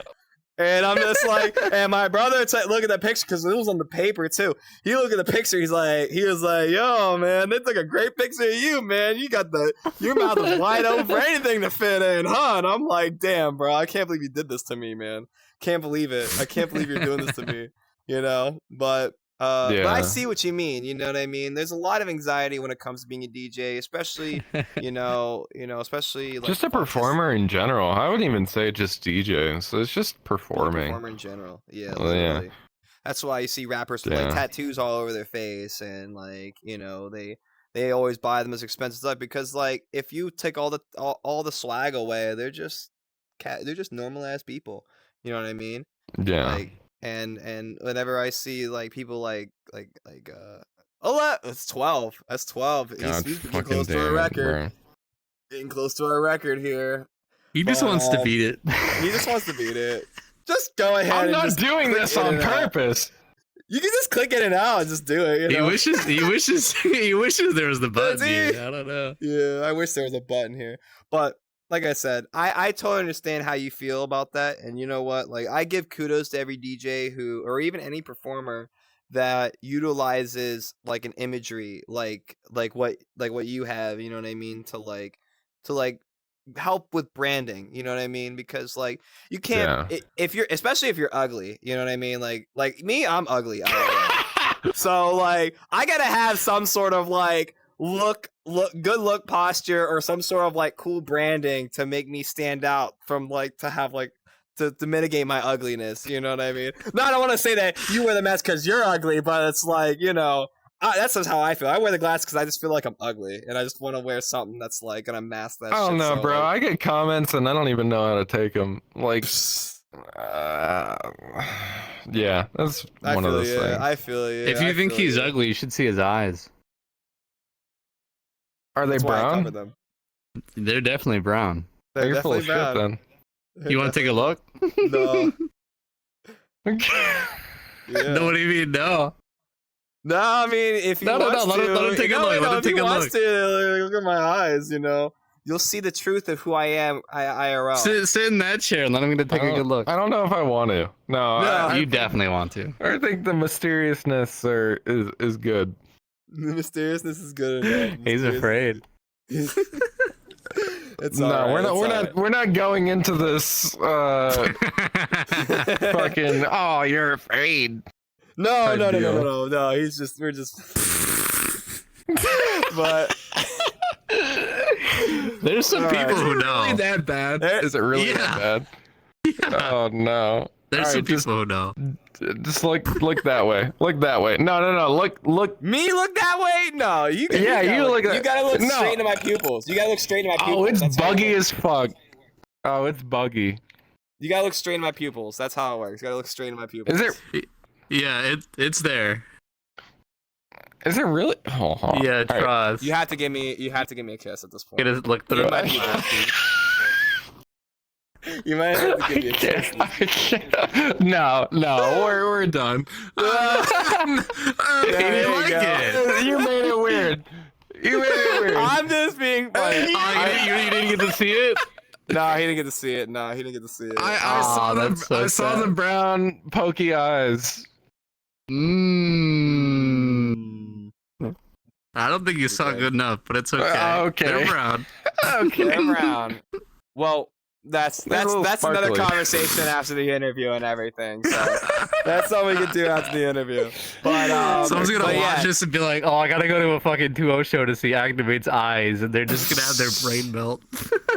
No, they're gonna be like, "What the fuck, bro? Are you serious? This is what I really came here to see?" And I'm like, "Yeah, bro. Aren't you disappointed, man?" But somebody watched all like 4 hours of this. It's gonna feel like, damn, what the fuck? Dude. But like I said, we can spend all fucking day of this interview. But like I said, bro, I really appreciate you coming by and chatting with us. You know, thank you very much. Is there people within your like inner circle group that you want to give a big shout out? They've been huge supporters of you and your music. You know, that type shit. You know what I mean? Like, let them know. Let your real ones know. Shout out to Velen. Velen's a up and coming producer. They've worked on a track with me. I'm trying to get them to make more. Okay. They're also another DJ in VRChat. I think I know them. Yeah. Yeah. Super awesome dude. Just all down to earth as all get up. Totsi, Ghost Data, the homie. The real ones. Kindred. Yeah, you know. Just if I forget a name, you know, I'm human. Whatever. It's all good. It's all good. But regardless, I'll end it with this. How about that?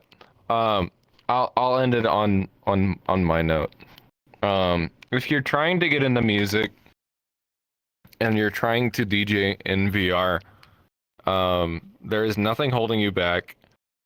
Do whatever it is that you need to do and just fucking grab a hold of it and just fucking go after it. Like, there's nothing holding you back. Do not listen to that one person who tells you can't do it. Mm-hmm. I had a ex-girlfriend that told me I couldn't make music, and I believed them. So like, literally just do what you feel like is best for you. Use it as an outlet and just be yourself. And I promise you that if you put the time and the effort, it is worth it.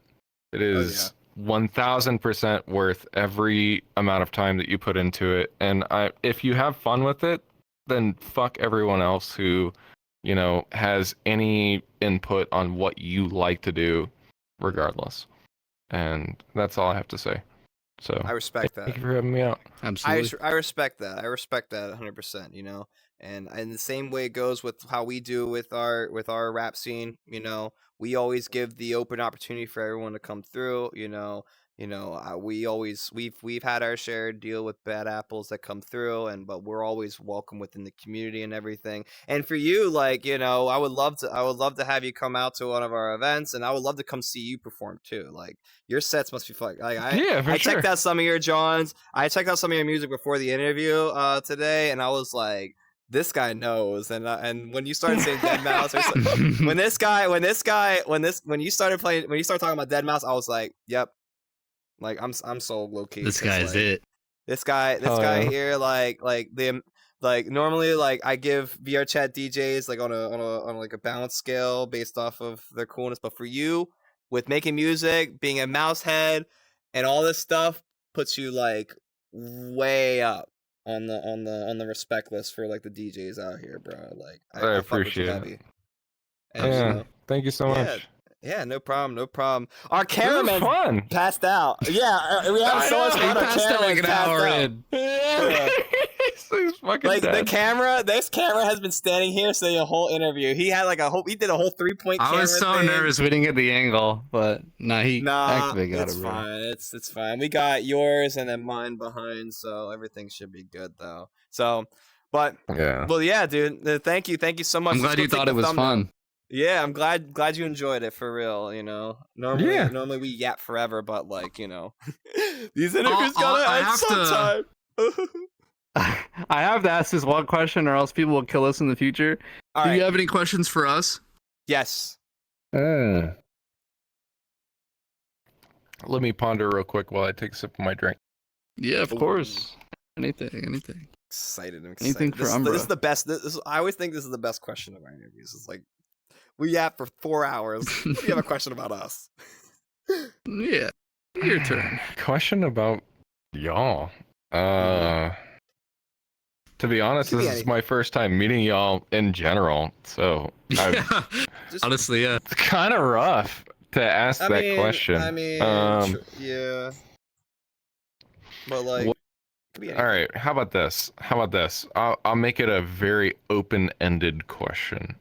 What are y'all's long-term goals with doing interviews? Are you trying to reach a certain audience? Or are you trying to only keep it within VR? I can answer that. You want to answer this one? Okay, you got it. Yeah. I'll maybe you'll have a differing opinion. Yeah, you can chime in first. Go ahead, I'll let you. Yeah. Basically, we want to interview all the people who use VRChat and do music within it, but only create original music. So you create original music, we want to have you on. So anyone who falls into that category, we'll want to have them on.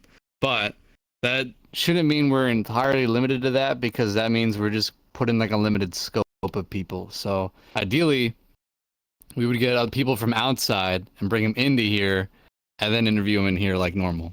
Because like me, I'm as you were saying with the branding, with the mask and Umbra and everything, I'm more or less the same. Like, this is my image. Like, you know what I mean? So right. I'm not gonna walk down the street and look like this. This is fucking impossible. He looks like this in real life. So that's him. He's got the glasses. The amount of ugliness, even my eyeballs are like that in real life too. My pupils are the same way in real life. It's true. I've seen them. They're absolutely correct. Yes, that is absolutely the case.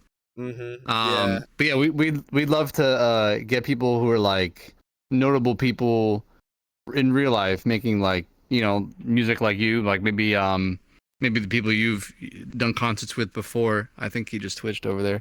You know, like someone like that, or Dead Mouse, even like whoever would really want to pop in here and talk to us. We're so down for it. Good luck. He's not coming back. Good luck with your happy day. You never know. You never know. He already said he wasn't. He's not.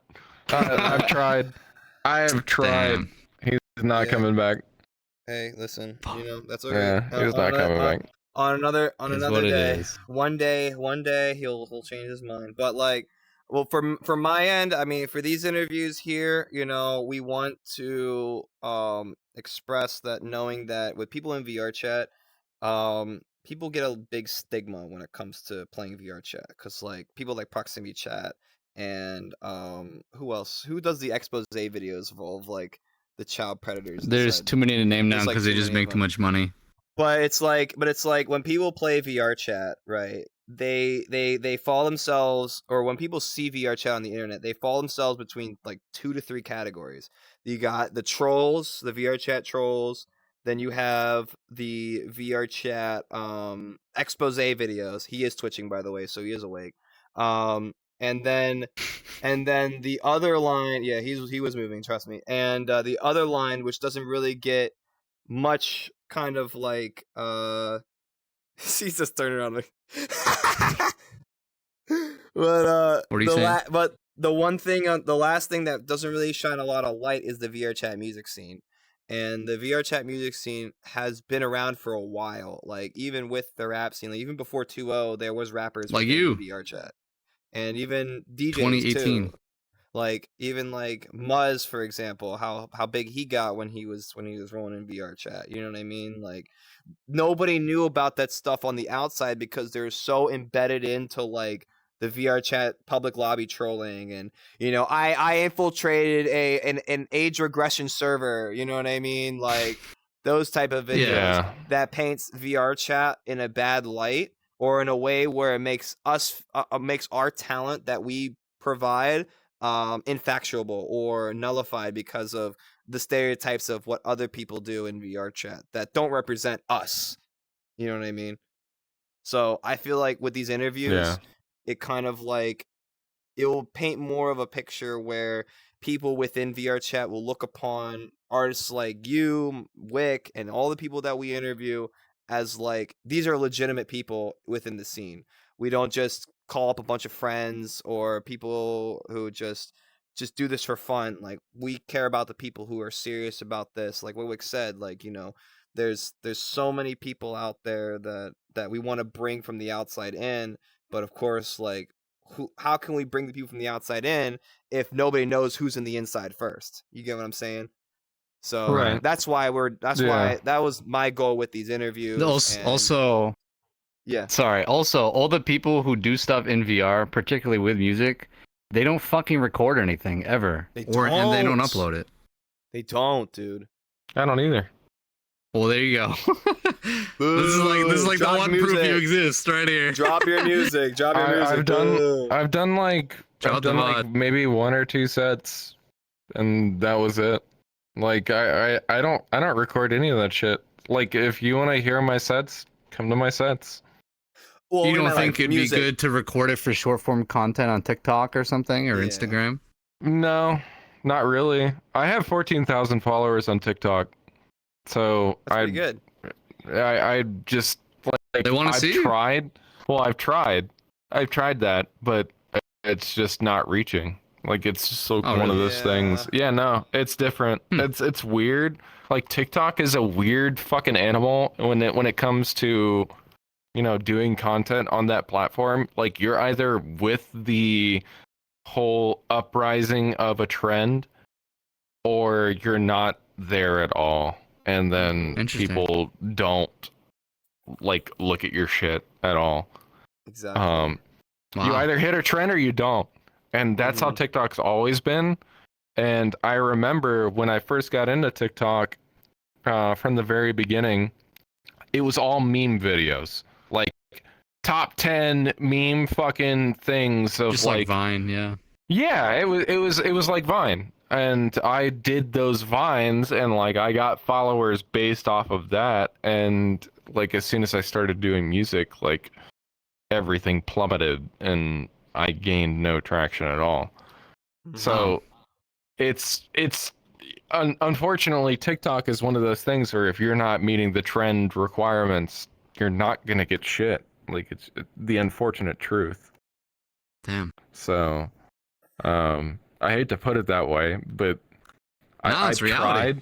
Yeah, I've tried and it just sucks. It's like one of those things where, you know, you can post all you want and hope to have that reach, but unless you pay money for TikTok to showcase your video, it's not going to work. Like it's just one of those things. Yeah. Mm-hmm. Yeah, I feel you. So I don't understand TikTok personally. I just on throw our shit end on while see what TikTok, sticks. when we see the anime girl rappers, all we get is just like mad hate comments. You know, Put the mic mad down. fucking put the mic down. This shit sounds so good on mute, or you know, there's a this is a grown ass Saibao or a grown ass man behind that. You know what I mean? Like this is just a delete grown ass man. comments. Delete comments. Yeah.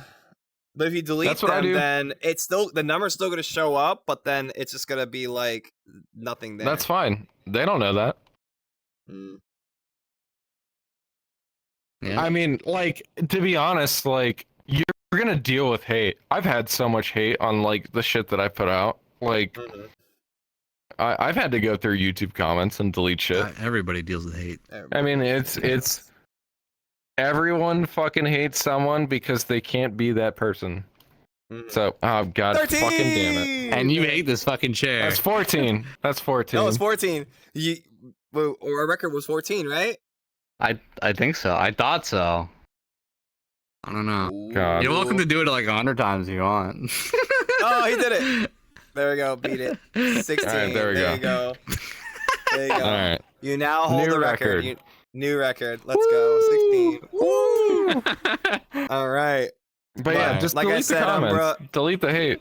Yeah, I fuck would have it. to say that. Delete comments, delete all that stuff, or just like do the filter, content filter mitigate, because they have like comment filters. Yeah, where, whoever's watching this right now, if you write a hate comment, you're getting deleted right now. Mm. Yeah, Get better fucked, watch idiots. out. Yeah, get fucked, idiot. Get fucked. Yeah, but yeah, Umbra, I really thank you for taking the 4 hours here for our thing, man. I really God, appreciate thank you. it. 4 hours. This was so much fun. This is probably the most fun interview I've had in a long time. So I'm glad you had a lot of fun. This was Hell fun. yeah. You know, like I love this. Like shit, bro. I gotta see your sets. I gotta follow you in here and we gotta show up to an Aural Umbra set now. Join yeah, and I my gotta group. pop out. I will invite y'all. Yes. I I'll- might I have to will make let you room, know. but I do want to come. Boom. Or you know what? I have you added now, so I can just fucking show up. Yeah. Fair. Word. Cult to Umbra. Join in. Let's go. All right.